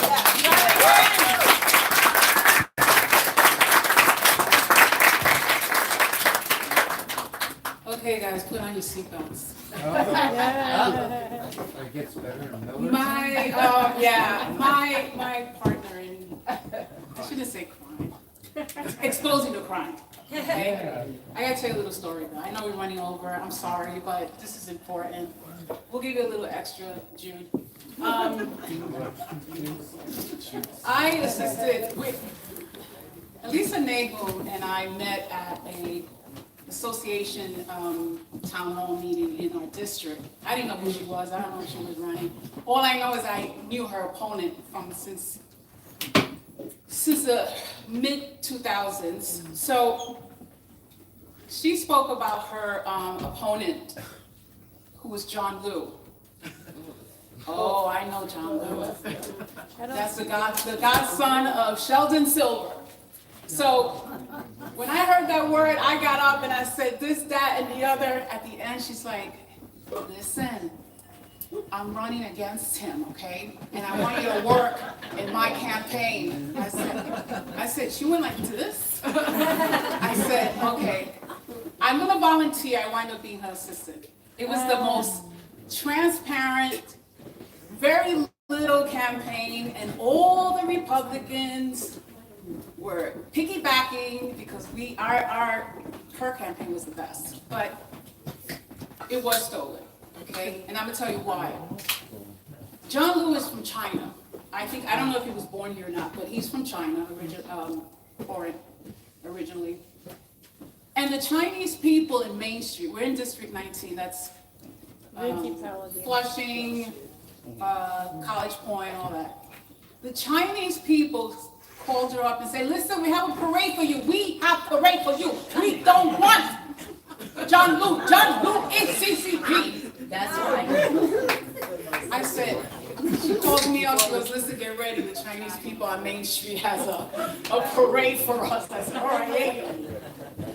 But ever since 2020, guys, we've been fighting, we've been all kinds of things. We become very good friends. We're like sisters. When they look at us, they think I'm Batman and she's Robin. No. She's Robin and I'm Batman. So I just, she's been through a lot. She's still fighting. She ran in 2020 for New York Senate. Wow. Ladies and gentlemen, Alisa Nahum.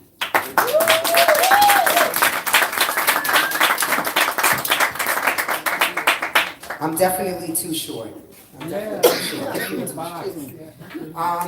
Thank you, everyone. Thank you for coming. I want to thank the Young Republican Party for allowing us to have this space here. Gavin Wax, who has been doing an excellent job alongside Trump, and we appreciate that.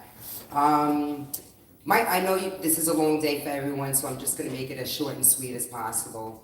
My name's Alisa Nahum, obviously. We've already covered that. I'm a Flushing girl, born and raised in Flushing, Queens. I am a community type of person. I work for public housing right now with affordable housing and subsidies and helping folks that have been traumatized and fired by the jab, the forced jab, and other issues. I also spent some time after my campaign working for a homeless shelter and placing people for housing. Once again, a lot of people refused the jab. They ran out of their savings, they stayed in hotels, and then by the time you know it, you're homeless. For my campaign, I became political in 2008. I owned a mortgage company. No, it sounds perfect. Does it sound okay? I owned a mortgage company. I opened it when I was 26 years old with $2,200. I'm a Puerto Rican Jew. My mom came here from Puerto Rico with 3 kids, met my father. He fell in love, even though they couldn't really communicate because she didn't speak much English. But I guess they did because they had me and they continued to have 8 more kids after that. So hello, Puerto Rican and a Jew. This is what we do. Baruch Hashem. Dios te bendiga. We cover everything here. I like this stand. I'm getting used to it now. I'm a very eccentric type of person, always have been. I lead my life in the shelter of God. Let Him shield me. I know that I do things in the right conscious level, the right seed level, and let that grow naturally. I ran for Senate not because I wanted to, be political, so to speak, but I felt like there was an outreach of help that needed to change, that needed to happen in my community. And being the person that I am with very little fear, I decided, hey, why not? Let me go for it and see what happens. So I don't know if we could do one slide at a time. Can we? Okay. So I just want to show you how me, Josie, and others ran my campaign. When Josie said that they closed Flushing, she wasn't kidding. I'm just going to show you some of the pictures. I had t-shirts made. I ran with $21,000. GOP helped me with $0. GOP helped me with donations to 0 people with 0 help. I've been thrown out of the Board of Elections. I have been, let me tell you something. I'm just showing you some pictures. I was very much involved. I'm a professional, always have been, self-made, no college degree, opened up a successful company, ran it. I'm a mother, wife, educator, community, that's what I am. This is the Flushing. They closed down Flushing Main Street. They don't do that for anybody. And the Chinese did it. They made the sign. If you notice, the sign also has my name in Chinese. They sat with me and told me that John Liu is a CCP cooperative. He is a private agent, and to be very, very careful with the run. I told them he needs to be very, very careful with this run. I'm a tough Puerto Rican, and I'm smart. So what happens is, I was also endorsed by the NYPD, the first Republican female in New York State, Puerto Rican, to run and get endorsed by the NYPD and the PBA. Okay. The chair, Joanne Ariola, did not get endorsed when I got endorsed, so I had to wait for her to politically get endorsed so that I can then follow. Okay. As you see, I am a professional, so I will do what's necessary to get my word out there and to touch the community in the best way that I can. I've been to several rallies. This is a rally. This is something that me and Josie put together. Josie really ran with this. Everyone forgot about the veterans. So when I was running, Josie and I, we spoke, and Josie said, listen, the veterans, they want to stay kind of apolitical. I said, no problem, but, do they like the flag? Is it okay if we put something together as acknowledgement? And they were happy with that. So this was a rally that we had for the veterans, and it was really nice. We also, Josie put together, alongside with some other volunteers. I had about 40 volunteers, by the way. I was also donated an office to work out of, a professional office. So this was items that we dropped off at the Veterans Hospital. It was escorted and properly done. It was really beautiful. It's a great event. Great event. So I got a phone call from Paid in Full, Miss Katz. Anybody know who she is? Queens? Yeah, oh yeah. She is paid in full, baby. Let me tell you. Here we are. We're hugging. Okay, people forgot this, but we're living in a spiritual world as well. This all material you can put into the garbage. Right. We're only using it to facilitate a better life. This is Lee Zeldin, by the way. Okay. This is Santos, by the way. This is a very close friend of President Trump. Kier, you guys know who he is. Yeah, there you go. Here's more people. I mean, I could really go on and on. I made flyers. I was able to post, if you could see carefully, I was able to post the badge. They allowed me to do that, the police. And I just wanted to show you this. This was really a very, very professionally done campaign, as I am. There's Sid, good friend of mine. All right. Yeah, this was for some stuff that we were doing at the time, petitions that were being signed. There's another gentleman. We all know who he is, right? Yes. Okay, Dove. Dove. Okay. There you are. So, Head of the Jews. So this is my parties. These are my rallies. This is election day. This is me touching out to a Holocaust survivor. They had opened up a homeless shelter. They took a hotel and they made it into a homeless shelter, and the people that were living in the surrounding areas were now being robbed, broken into, and this gentleman was one of them. So so I just want to show you. This is what the Democrats feel about the. You know this woman, right? Or man, or it. I'm not really sure. I'm not being politically correct, nor do I care. Anyway, this is the parade. This is Flushing Main Street, closed down for us. supporting the NYPD. So basically, what I want to just do is just discuss with you one thing that's very important, and that is your right to vote, your right to select who you feel is best, most appropriate for the job. When I was asked to run, I ran with an open mind and a little naivete because it's the first run. I didn't really have any advice. I was a businesswoman, and I prayed on it, actually, which I always do. And I was able to, go ahead and start to see what my job was to get the votes that we needed to be able, and for the community to see who I am and what my values were.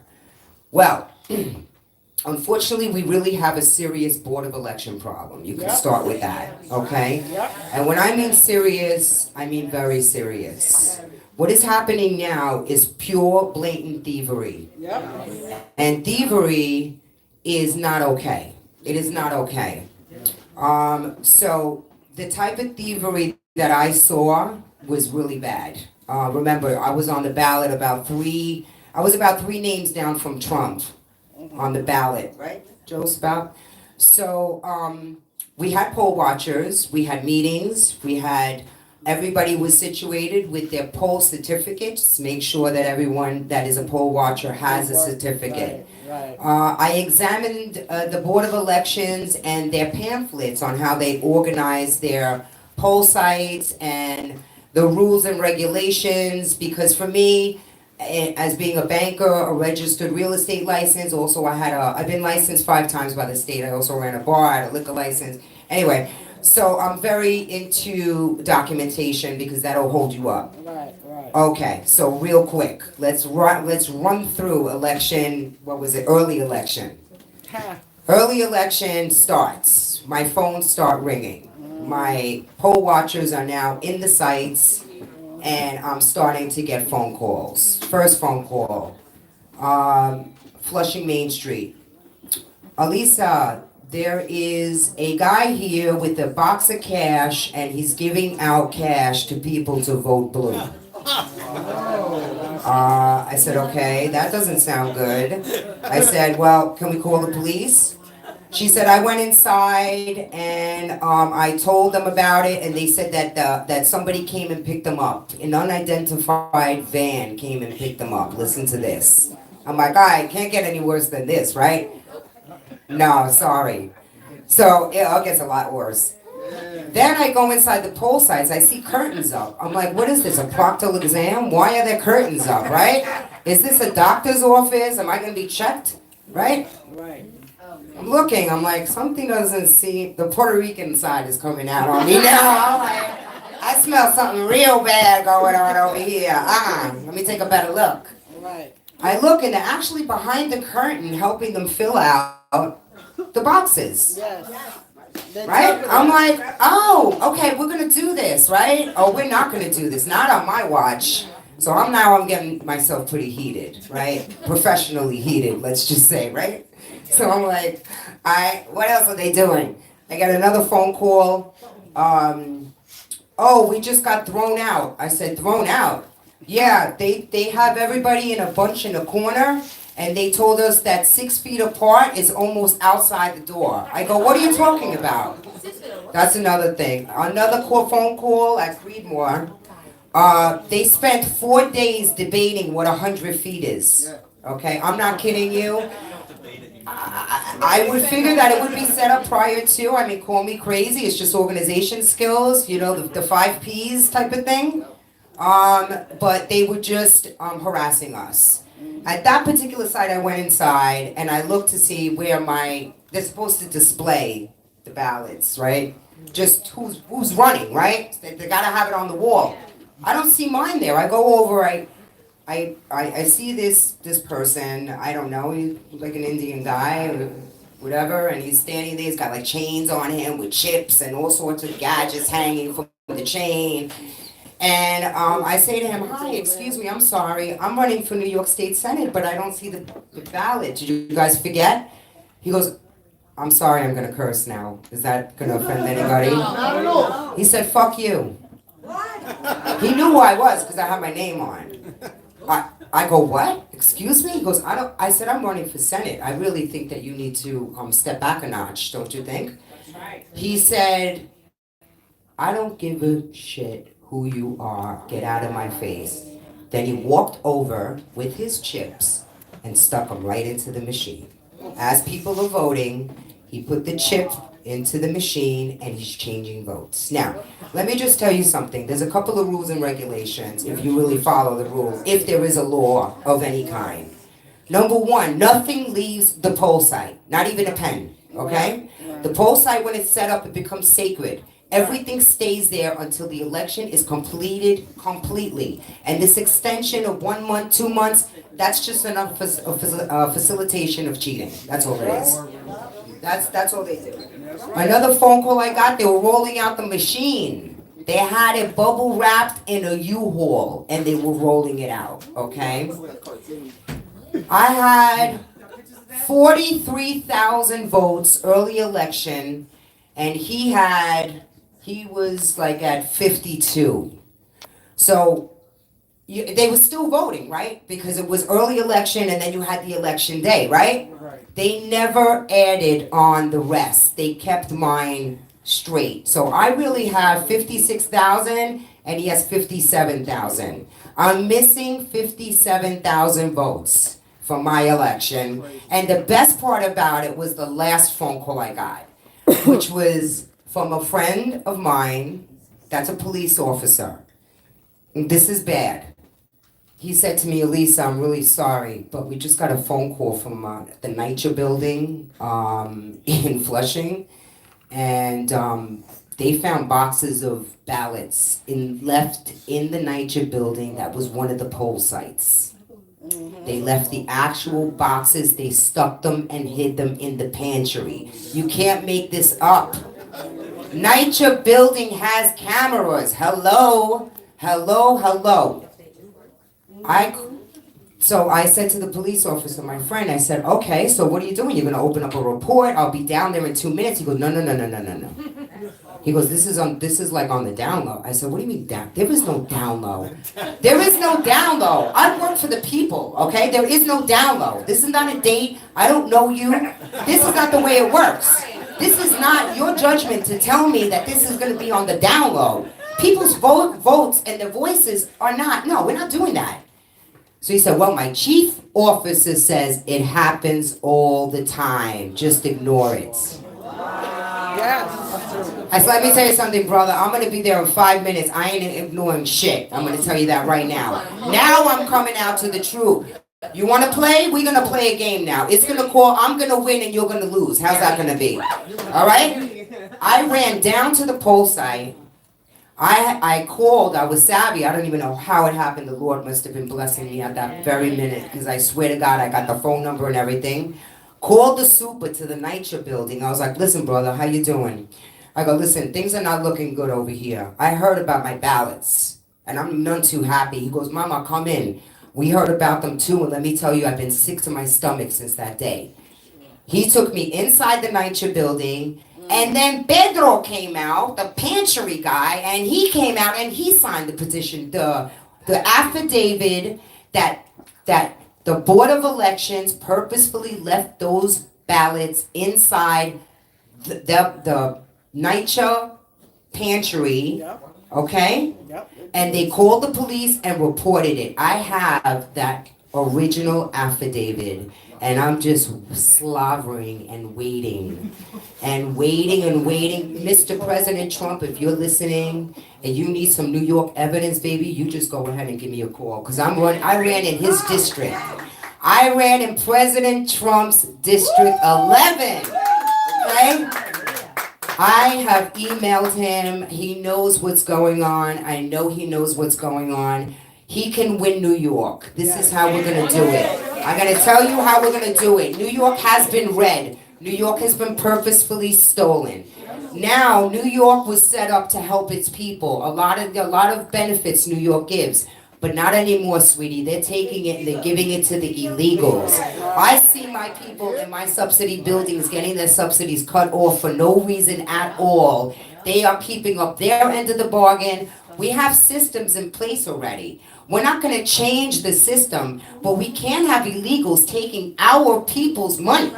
This is ridiculous. We're running around with $2. Now you're going to start charging us for driving down the street? Hochul has concentration camps, guys. I'm a Puerto Rican Jew. We ain't doing this. We're not doing this. I just contacted the head woman who was making a bill to boot everything electric. Do you folks know about this electric bill? Do you know that we are multicultural? We cook. We cook all the time. Do you know how much an electric bill is to cook versus a gas bill? Okay. And she can't stand it. The rice don't even come out good. I'm telling you the truth. I'm not lying. So I've been fighting. Josie has been amazing. She's been a great source. I have been fighting for 3 years. My job is during the day as I work and I run my management building, I also make phone calls. I don't make phone calls to lower level, I go to the top. I go to the writers of the bills. I call them up, I tell them, have you been to the Bronx? Have you been to any NYCHA building? Do you know what America and New York is about? Have you touched the people's hearts and listened to what they want? We need police. Don't defund police. The police is there as a guard between bad guys and good guys. You know what I mean? You don't defund the police. That is to take away our rights. Now you want to take our guns, you have concentration camps, there's another virus, jab us more, take pictures and cameras, you're in our phones. Anything else, it was the kids, but they got to the kids too. So what can we do? Here's what we got to do. You got to put the big panties on, because let me tell you something. This is thugs we're dealing with, criminals and thugs. Trump has said it many times, and I echo his words. He is absolutely correct about what he says. You're dealing with evil, okay? These people are evil. I don't want to get into the Epstein list, but you can see what's going on there. They are child traffickers. This is what they do. They want to bring us down to the bottom. Now the kids are all high and spaced out. Look at them. Look at the generation. Generation is shit. They're still living with the parents, 30 years old. Were you kidding me? I moved out at 18. Better wake up. Come on. Toughen up. Oh, I don't make enough money. You know what? I didn't make a lot of money either. I had no food. You're going to have to struggle. That's right. You're going to have to struggle because that makes you strong and that makes you who you are. That defines you. So who are we? We're people of God. We're people that are of light. And what's happening is that the conflict you're feeling is the light and the dark is banging into each other. Okay? So what happens is the frequency of people with the light are over here. And the ones that are so worried about cash and material and jumping over other people and doing other nasty things to children, kidnapping and all that, they down here. So what happens is that's why you're feeling such a shift. So you're not going crazy. You're actually spiritual beings, and we're all here to share and promote love and guidance. And that would have been the senator that I am. I had plans to open up more facilities for outreach for children and kids, teenagers. We have a fentanyl problem. We had the parade for the fentanyl. I'm sorry, was that even in there? We picked so many pictures on the campaign. We also had a campaign for anti-fentanyl drugs for children. We had people that lost their children to drugs, and we made a parade. We closed the street. I'm sorry, we have so many. It just takes all day. But I just want to let you know that God is with us, and when you feel that force, it's real. And when you feel an overpowering need to put yourself aside, and actually, like President Trump, and this is why I love him so much, he actually doesn't have to do any of this. Not a thing. He put himself aside because they went to him, and they told him, do you want this job? Because let me tell you, 70 years, we can't take it anymore. We need a guy to take down the deep state. Are you up for it? They told him they're going to go after you. You're going to do everything possible. But will you put yourself in the line of fire? And his answer was yes. And so will I put myself in the in the line of fire?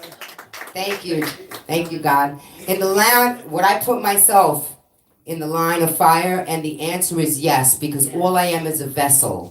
I am a vessel, and I'm here, and I can't overpower what God wants me to do. So that's why I stay in the profession I'm in. That's why I have outreach as much as possible. And that's why everything I do or try to do, I'm not a perfect person, please, by far. We're not perfect, that's why we're here to learn.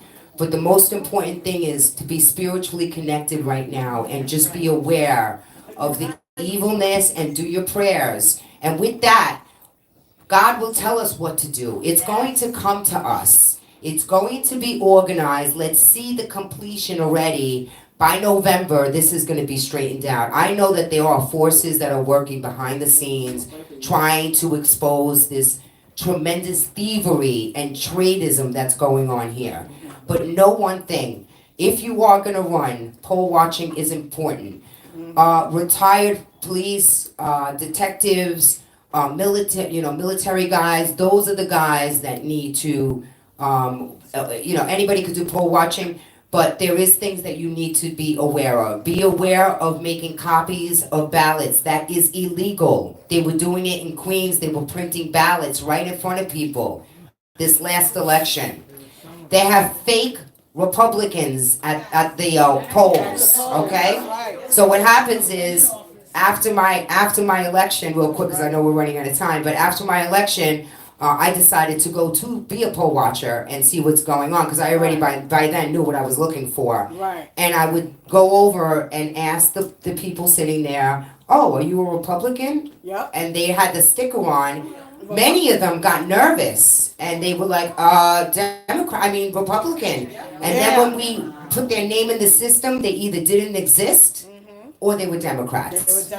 So what the Board of Election does is they fill the poll watching with Democrats and people clicks, right, and the workers. So at the end of the day, the justice is going to be this, that everybody in the Board of Elections that was involved with this type of thievery should be taken away in handcuffs and sent to Gitmo. And that's going to be the plan. Okay, guys? Don't lose hope, because we have God on our side, and we are a lot more people versus them. Do the math. Do the math. Do the math. How many people are now on the same page versus the bad guys? We outnumber them. So please, President Trump, come to the Brooklyn, Bronx, because I got your back. I got Jamaica ready to roll, because that's where I work. I'm on Jamaica Avenue. My building and a lot of people, they are so excited for Trump, and they really be praying for him 24/7. So thank you so much. Thank you for having me. May God bless and touch every single one of you, and have a wonderful, blessed day.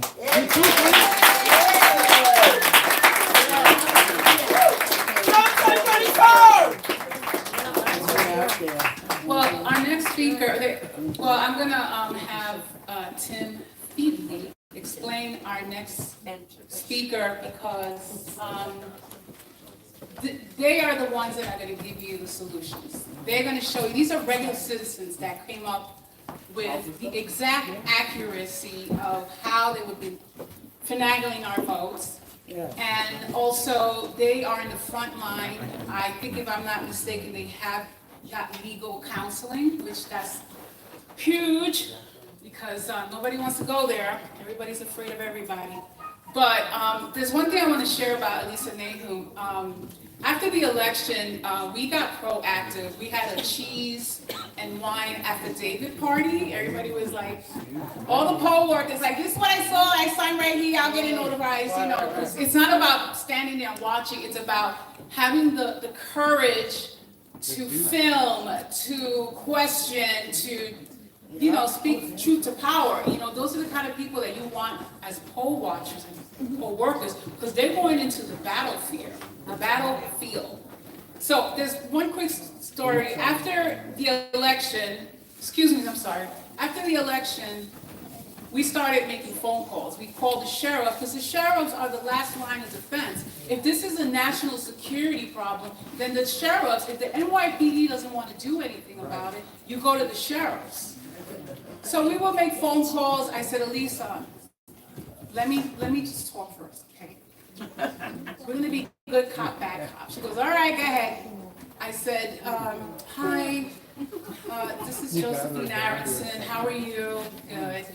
Listen, we've been calling and trying to find sheriffs. I think there's 52 sheriffs in New York, and we can't get a hold of them. Well, you're gonna have to call here, and you're gonna have to, I said, but I tried it already, and this is my 3rd time calling.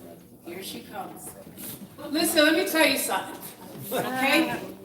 Pack up your bags, because you're going to jail. Okay. I said, oh my God, how am I gonna get through this? How am I gonna get information? She goes, I don't care, pack your bags, because if you're compliant, you're a criminal just like all your other ones. You're a puppet master. I said, that's how our conversations will always. We'll call even the FBI. It's like, Alisa, let me just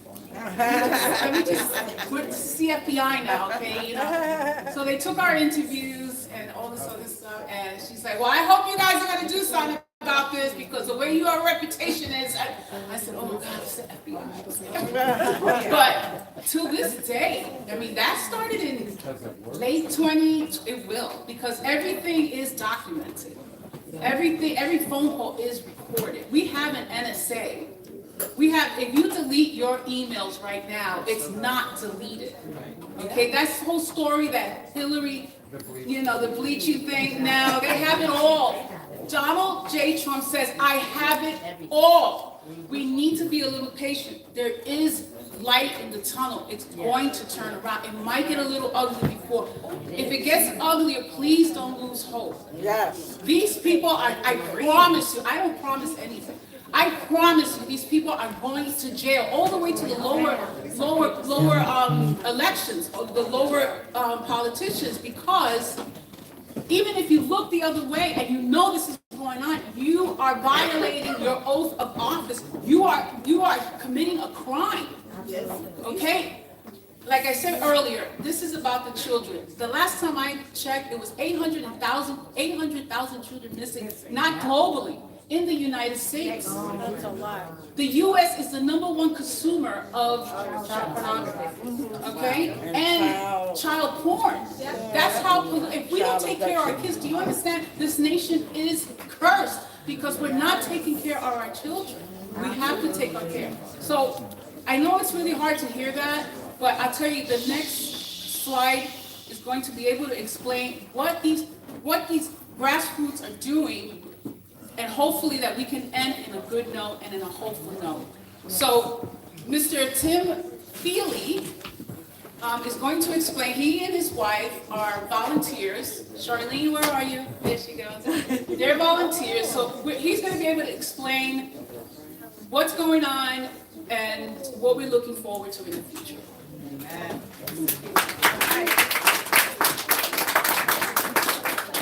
Okay, thank you very much. I'm Tim Feely. I'm the coordinator for Brooklyn and Staten Island for New York Citizens Audit. It's an organization that we have about 2,000 people all across the state. Most of the counties have county leaders. They've been working for the last 3.5 years. And pretty much it started on the farm, on a goat farm, with Marilyn. She's our executive director. She was just frustrated, started doing some research as a normal citizen, as several people up here have identified themselves, started a Telegram account, had 12 people. From that, they built from there. We're a nonprofit 501c organizations, which means we're nonpartisan. That's very important. I tell people that all the time. But we are our citizen soldiers, work moving forward, and basically, to keep it short, what we've done, the data analysts we have, is we downloaded the county records from most counties. We foiled for the records. Most counties gave it to us. We also foiled for the Secretary of State. So when someone was talking about comparing records between the county and the state, this is where we get our data. And the type of information speaker here found is exactly what we found in every single county. So what we did is we did some deep analysis, and what we found is the receipts. We actually found the proof. And in August, this past August, we sent 5 gig worth of data to the Attorney General of New York. We said in 10 days we'd like to have information sent to us as far as what will happen. What she did is she sent a letter 10 days later to all the county election board chairman to say, stay away from us, we're crazy conspiracy theorists. And a couple of weeks later, she subpoenaed us. We have lawyers working on subpoenas. But during that activity, throughout those 3.5, I've only been here since last January, but a lot of people have been doing work since then, including Steve Gillian standing in the back. He was the legislative director at the time. He did awesome work.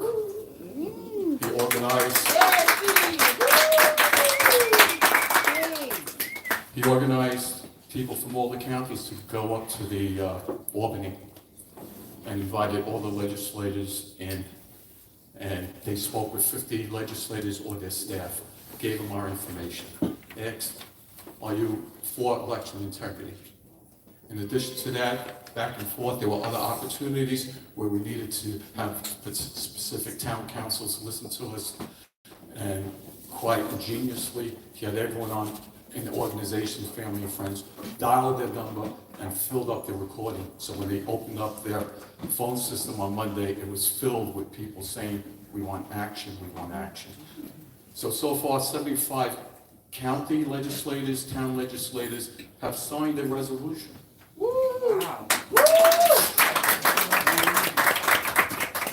Now, there's a law in the books in New York State that says every town council, every town hamlet can do a resolution. It is our right.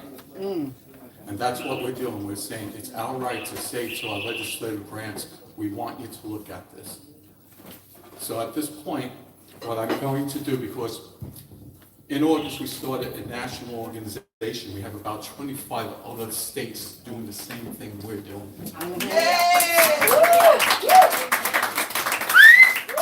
a matter of fact, our California branch has been doing this for 13 years, and they have 20,000 volunteers. So we're not alone. So once again, spoke about spirituality. Remember, if this entire room is dark, all it takes is one candle and we see the light. Yes.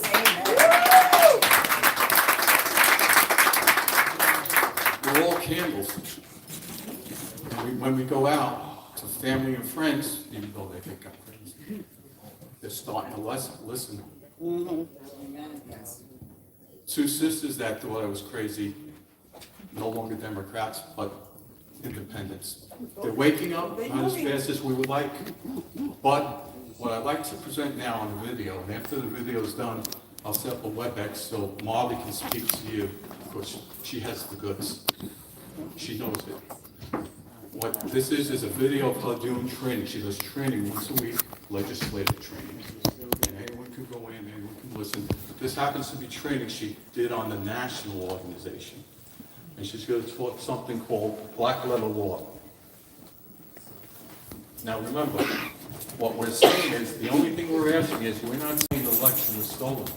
We said an election cannot be certified. Right. And what we're saying is, we went through all the laws and we have to tell people how those can be certified. And if they're not certified before the election, you can't have the election. So what I like to do is start that.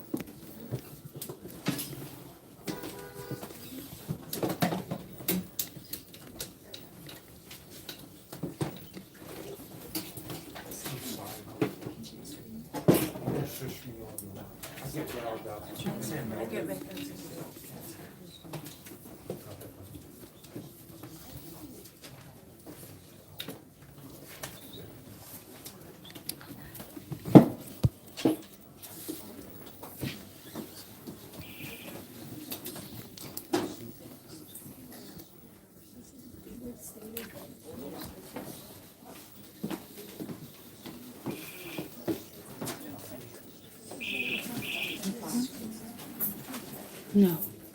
Pennsylvania.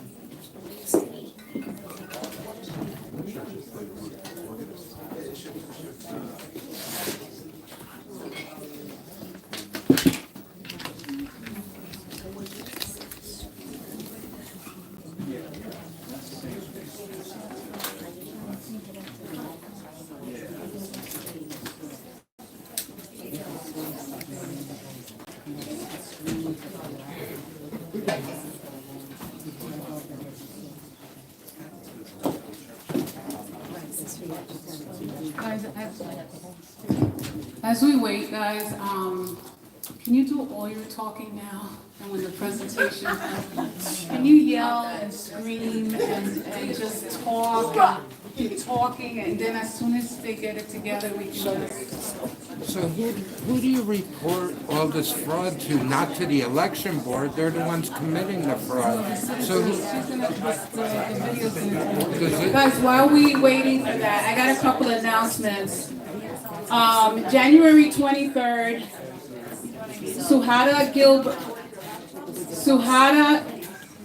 man, I got a big mouth, I can really, Suhada Gibson, Attorney Lindsay, Attorney Bobby Cox, and Kim Rosenberg, on January 23rd, they have a rally. They're gonna supply the buses. Charlene, can you raise your hand? She has all the flyers. So if you're interested in going to Albany and give them hell, there you got your opportunity. Also, the New York Citizen Audit, are doing a presentation in Long Island. Public officials across Long Island were given the chance to see the results of 2022 election audit, but few accepted it. Executive Director, I'll keep going. Executive Director of New York Citizen Audit, Marley Hornak, in a live presentation in 2022 audit results in Long Island, that they'll give you all the results there. And I think that's pretty much it. Oh, it has the thing anyway. You can take that. Okay, this one too? Yeah. Just leave it out here. Take a picture of it if you want. I think that's actually good, or you could take a picture. I think Yeah, take a picture. Yeah, more idea. She's probably running out or something. You know what, place them there so they can take a That's picture. right, yes.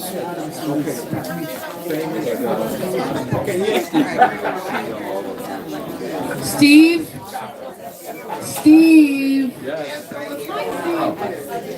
While we're waiting, there's another organization that just started. Hello? Hi. Let's give Steve a lot of respect, guys. These people are fighting. Hello back there. Hello. Thank you. Hello. Hi. Okay. Steve is going to just share a new organization that's an initiative to help educate people in the election. Hi, everybody. How you doing? I'm Steve Gillen, as was mentioned. So we have a new organization that we started, and it's called Project Civica. Okay, and the whole concept of this is to educate and teach people how to do their civic duties. We have so many different areas that people like yourselves all around the state want to get involved in. However, they don't know what to do or how to do it. So our organization is going to provide the platform to teach people how to go out and poll watch. We'll give you the training for it. We'll teach you how to do registration drives. We'll get all that together and put it all under one roof and try to supply you all with all the information that we can and the training that we can. One of our initiatives is going to be, we had in 2022, we had 36 assembly seats that we had no Republican candidate run. We had 16 Senate seats that we have not one Republican candidate on the ballot. Now, regardless of everybody's initiatives that everybody's doing, as far as the voter rolls, as far as, the machines and everything else, registrations, if you don't have candidates in there to run, it's irrelevant. So one of our initiatives through our organization now is going to be, we want to fill all those seats. Let me get a show of hands. How many people want to make $142,000 a year and work for 6 months?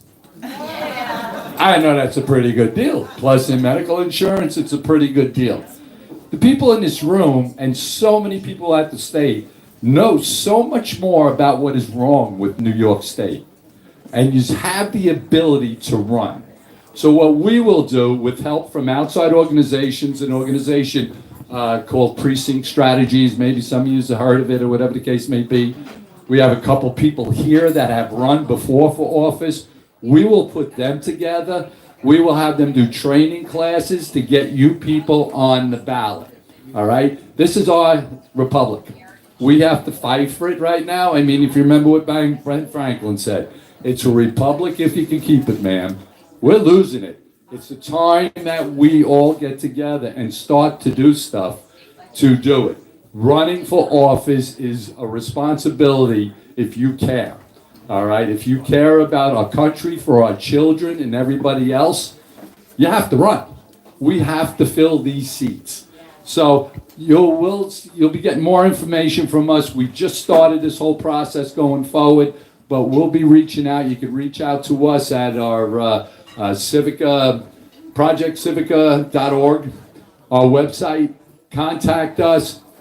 I have a list of all the assembly seats and Senate seats that are open. Very easy. You could go on to the New York State Board of Election. You put in your name, your address. It will tell you your assembly seat and will tell you your Senate seat, the districts. If you fall in those, we'll have them listed on the website. If you fall in them and you think you want to run for office, we'll be more than happy to help you.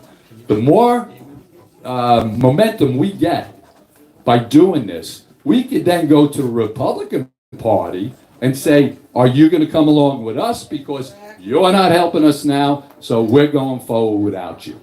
So, and if it doesn't work that way, I'm going to look at this lady next to me over here, an independent. Maybe you'll run as an independent. But we'll figure it out. So that's where we're moving in that direction. So I hope you go and look at the information. Thank you. Thank you so much, Steve. So you notice that we are not fear-mongering or we're just gonna, you're drowning me and I'm gonna describe the water. We're getting solutions, guys. That's why I feel so strongly. And I promise, we're gonna clean this up. Yeah. Okay, get your popcorn. Calm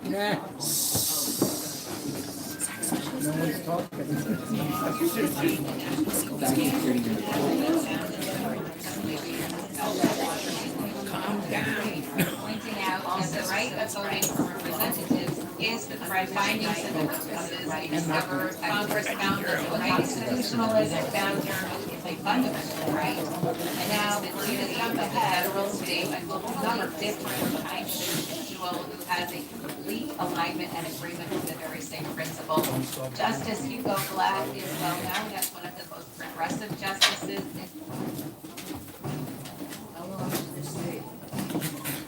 25 minutes.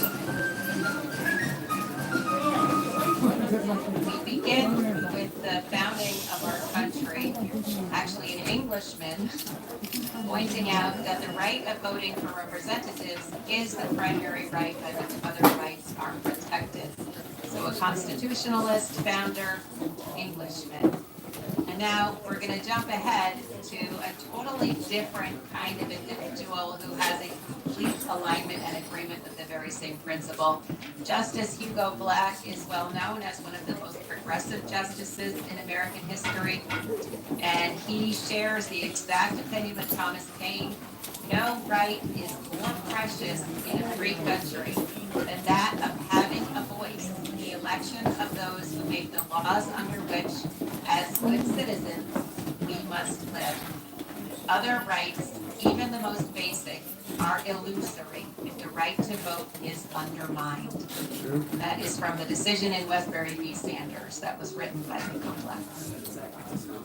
In our 14th Amendment from the United States Constitution, we find the definition of a citizen. All persons born or naturalized in the United States and subject to the jurisdiction thereof are citizens of the United States and of the state wherein they reside.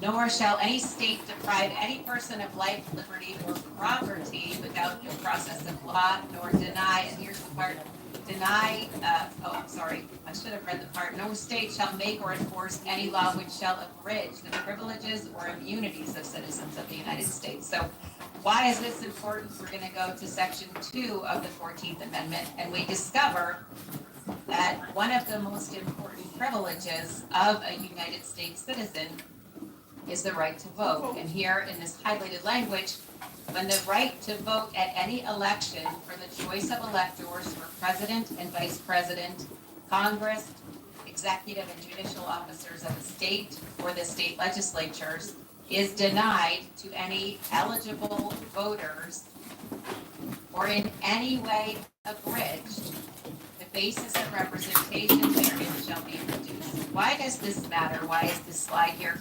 This is basically helping you to understand that it is so important that every eligible citizen is protected in our right to vote, that the right is neither denied nor in any way abridged, that in fact a state can be held responsible under federal law for denying the vote or abridging the vote of citizens. And in fact, the penalties, if you're caught doing this, the penalties are severe. Your basis of representation shall be reduced according to the number of people who were affected. So that means apportionment of federal funds, congressional representation, and electoral college votes. These are very, very serious consequences. So this is the significance, kind of in a nutshell, of our right to vote as our fundamental primary right from which all other rights ensue. Yeah. Now, in 1965, Congress passed the Voting Rights Act, and this is now Title 52, which is Civil Rights Law, and Subtitle 1. All citizens of the United States who are otherwise qualified by law to vote and shall be entitled and allowed to vote, basically. So it's just a simple overview. If you're a citizen and you're qualified, then you must be allowed to vote. And here we find the National Voter Registration Act, another piece of federal legislation that was passed by Congress in 1993, also civil rights law. Under findings and purposes, we discover Congress found that the right of citizens of the United States to vote is a fundamental right, and it is the duty of the federal, state, and local governments to promote the exercise of that right.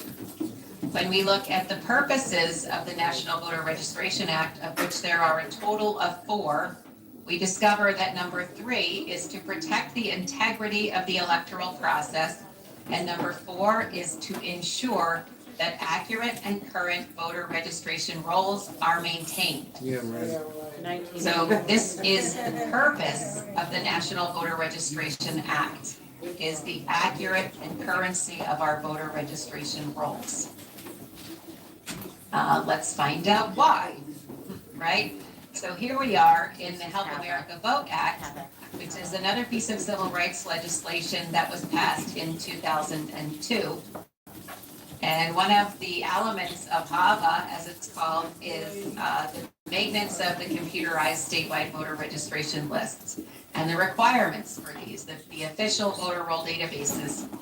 So in general, the chief state election official shall implement a single, uniform, official, centralized, interactive, computerized statewide voter registration list at the state level that contains the name and registration information of every legally registered voter in the state, right? Only legally registered voters are allowed to be in that database, and assigns a unique identifier to each legally registered voter in the state. So inferred, there are no unique identifiers assigned to non-legally registered voters or ineligible voters, and there are no eligible voters who have more than one unique identifier. And why is that? Well, we discover when we open up the Federal Prosecution of Election Offenses Guidebook, which is a guidebook designed to help attorneys understand the prosecution of election fraud, the statutes that support particular claims, and the Supreme Court and federal district precedents that uphold the prosecution approaches that are advocated.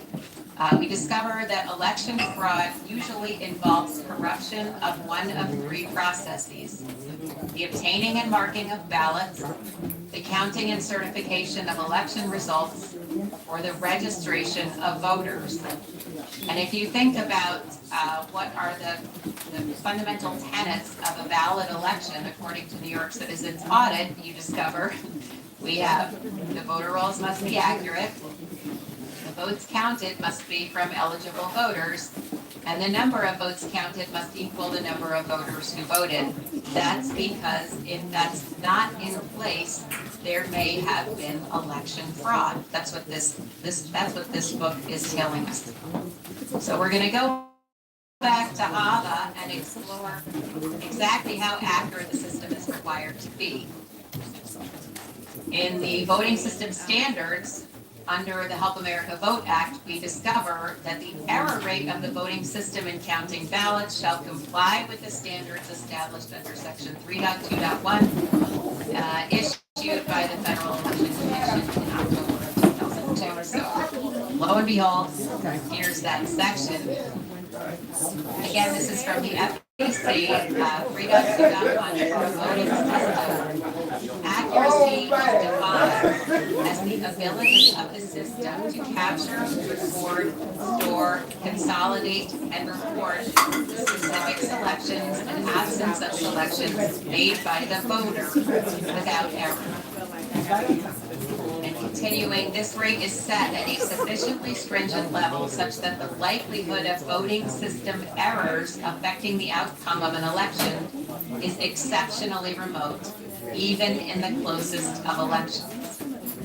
And as you guys well know, that error rate amounts to either no more than 1 out of 10 million ballot positions in error, or 1 in 125,000 ballots in error. Now, technically, that accuracy rate applies to the tabulator system. Those are the machines that count the ballots and read the information off the ballots, the scanning systems. However, based on what we just observed, we discover that the reason the accuracy requirement only applies, technically speaking, to the tabulators, or is only provably applied to the tabulators, is because every ballot passing through a tabulator is governed under the previous laws we looked at, including the voter rolls are required to be accurate. That is the purpose of the National Voter Registration Act, right? We saw that because if the voter rolls are accurate, and under HAVA, if the only people who are present in those statewide voter roll databases are those who are legally eligible to vote, and each one of them only has one statewide unique identifier, then there's no reason to be concerned about whether or not the ballot passing through the tabulator comes from an eligible voter. Of course it does.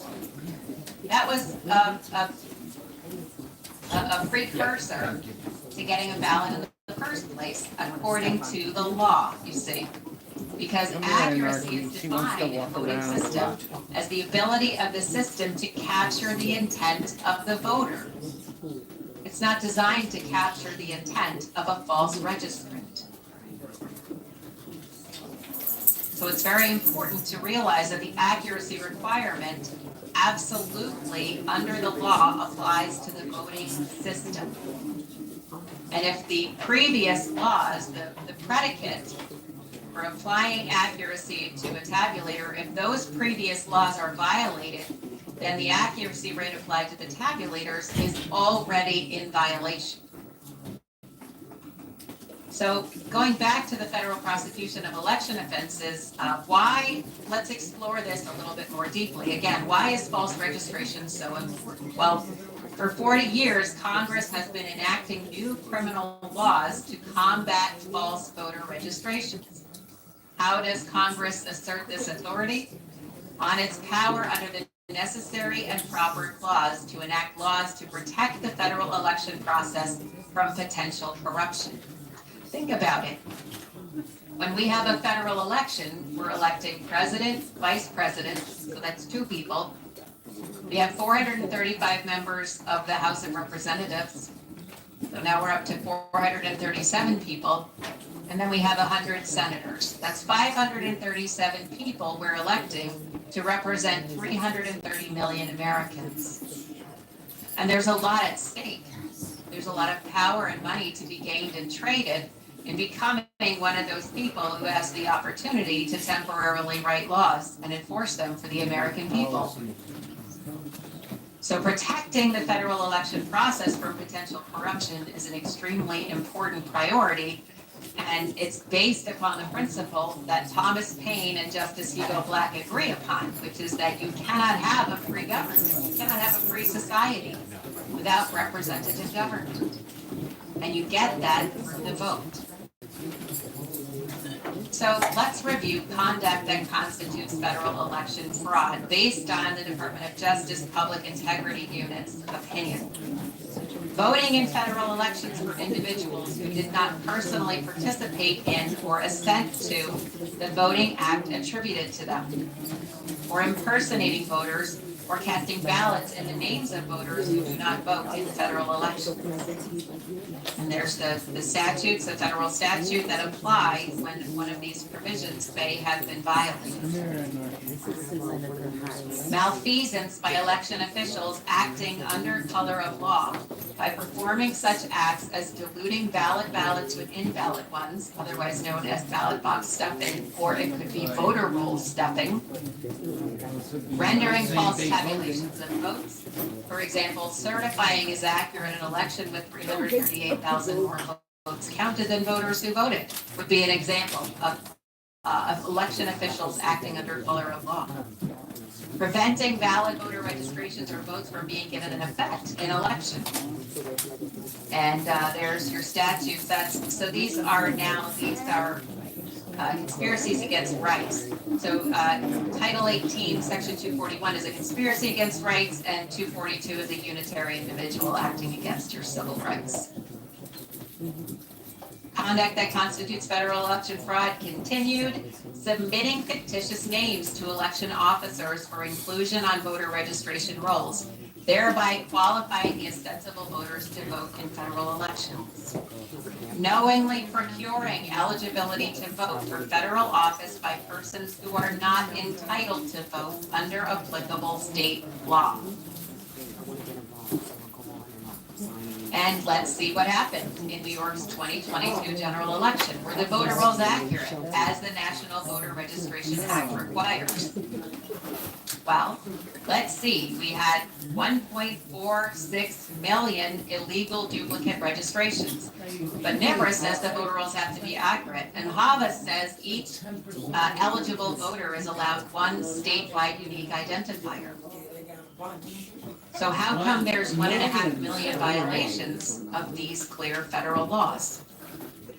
9,700 people who registered after the cutoff date and voted. 1.5 million people whose registration records are purged with no purge date, a black letter law violation. You are required, if your registration record is purged, the officials are required to enter a purge date and a reason code.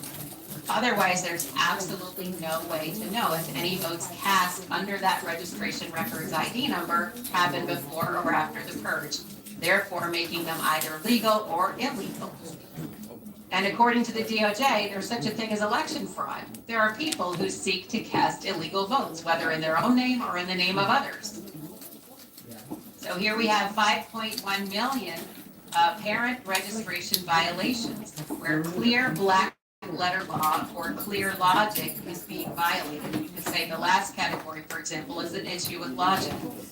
You have 1 million people registered to vote on January 1st between the years of 1900 and 2022. That's not a valid registration date because the election officials aren't working on that day. So how did 1 million of those registrations come through the system? Wow. Who checked those to make sure that they came from valid, eligible citizen voters? And let's see, did it matter, right? Were the votes counted from eligible voters as required by the U.S. Constitution? Remember, we read in the 14th Amendment, what constitutes a citizen and whose rights must be upheld? The rights of legally eligible citizen voters must be upheld, not the rights of anyone else. And in fact, if anyone else is allowed to vote in those federal elections, that's dilution of the vote. And remember, there was denial of the vote and there was any kind of debasement of the vote. Both of those are equal violations under the 14th Amendment. And they result in that state being penalized in the most severe fashion. We're gonna cut off your money. All right, so did it matter? Well, we had 745,000 instances where registration records that had these material deficiencies regarding their eligibility were allowed to cast votes. And in fact, we have completed a reconciliation of these records, and we've discovered that the number of actual votes is 730,000. Plus or minus, I think there's a couple of. I see you with your gimbal and your gear. Are you a filmmaker? No. Oh, okay. No. Just filming the event. Yes. Trying very unsuccessfully to unload my hands here. Is that you? Yes. Mama. That sounds good. Super good. I'll just take one. Yeah, no problem. So that's 3 unique violations, 3 times an election. Guys, listen. Ignored a material deficiency in a The video registration that record they're watching right and now, allowed you a can vote. actually find on YouTube. But my ride is here to come get me. Since this is running like really far over, so I'm gonna have to end the stream. I apologize, but I will be back with you guys very shortly.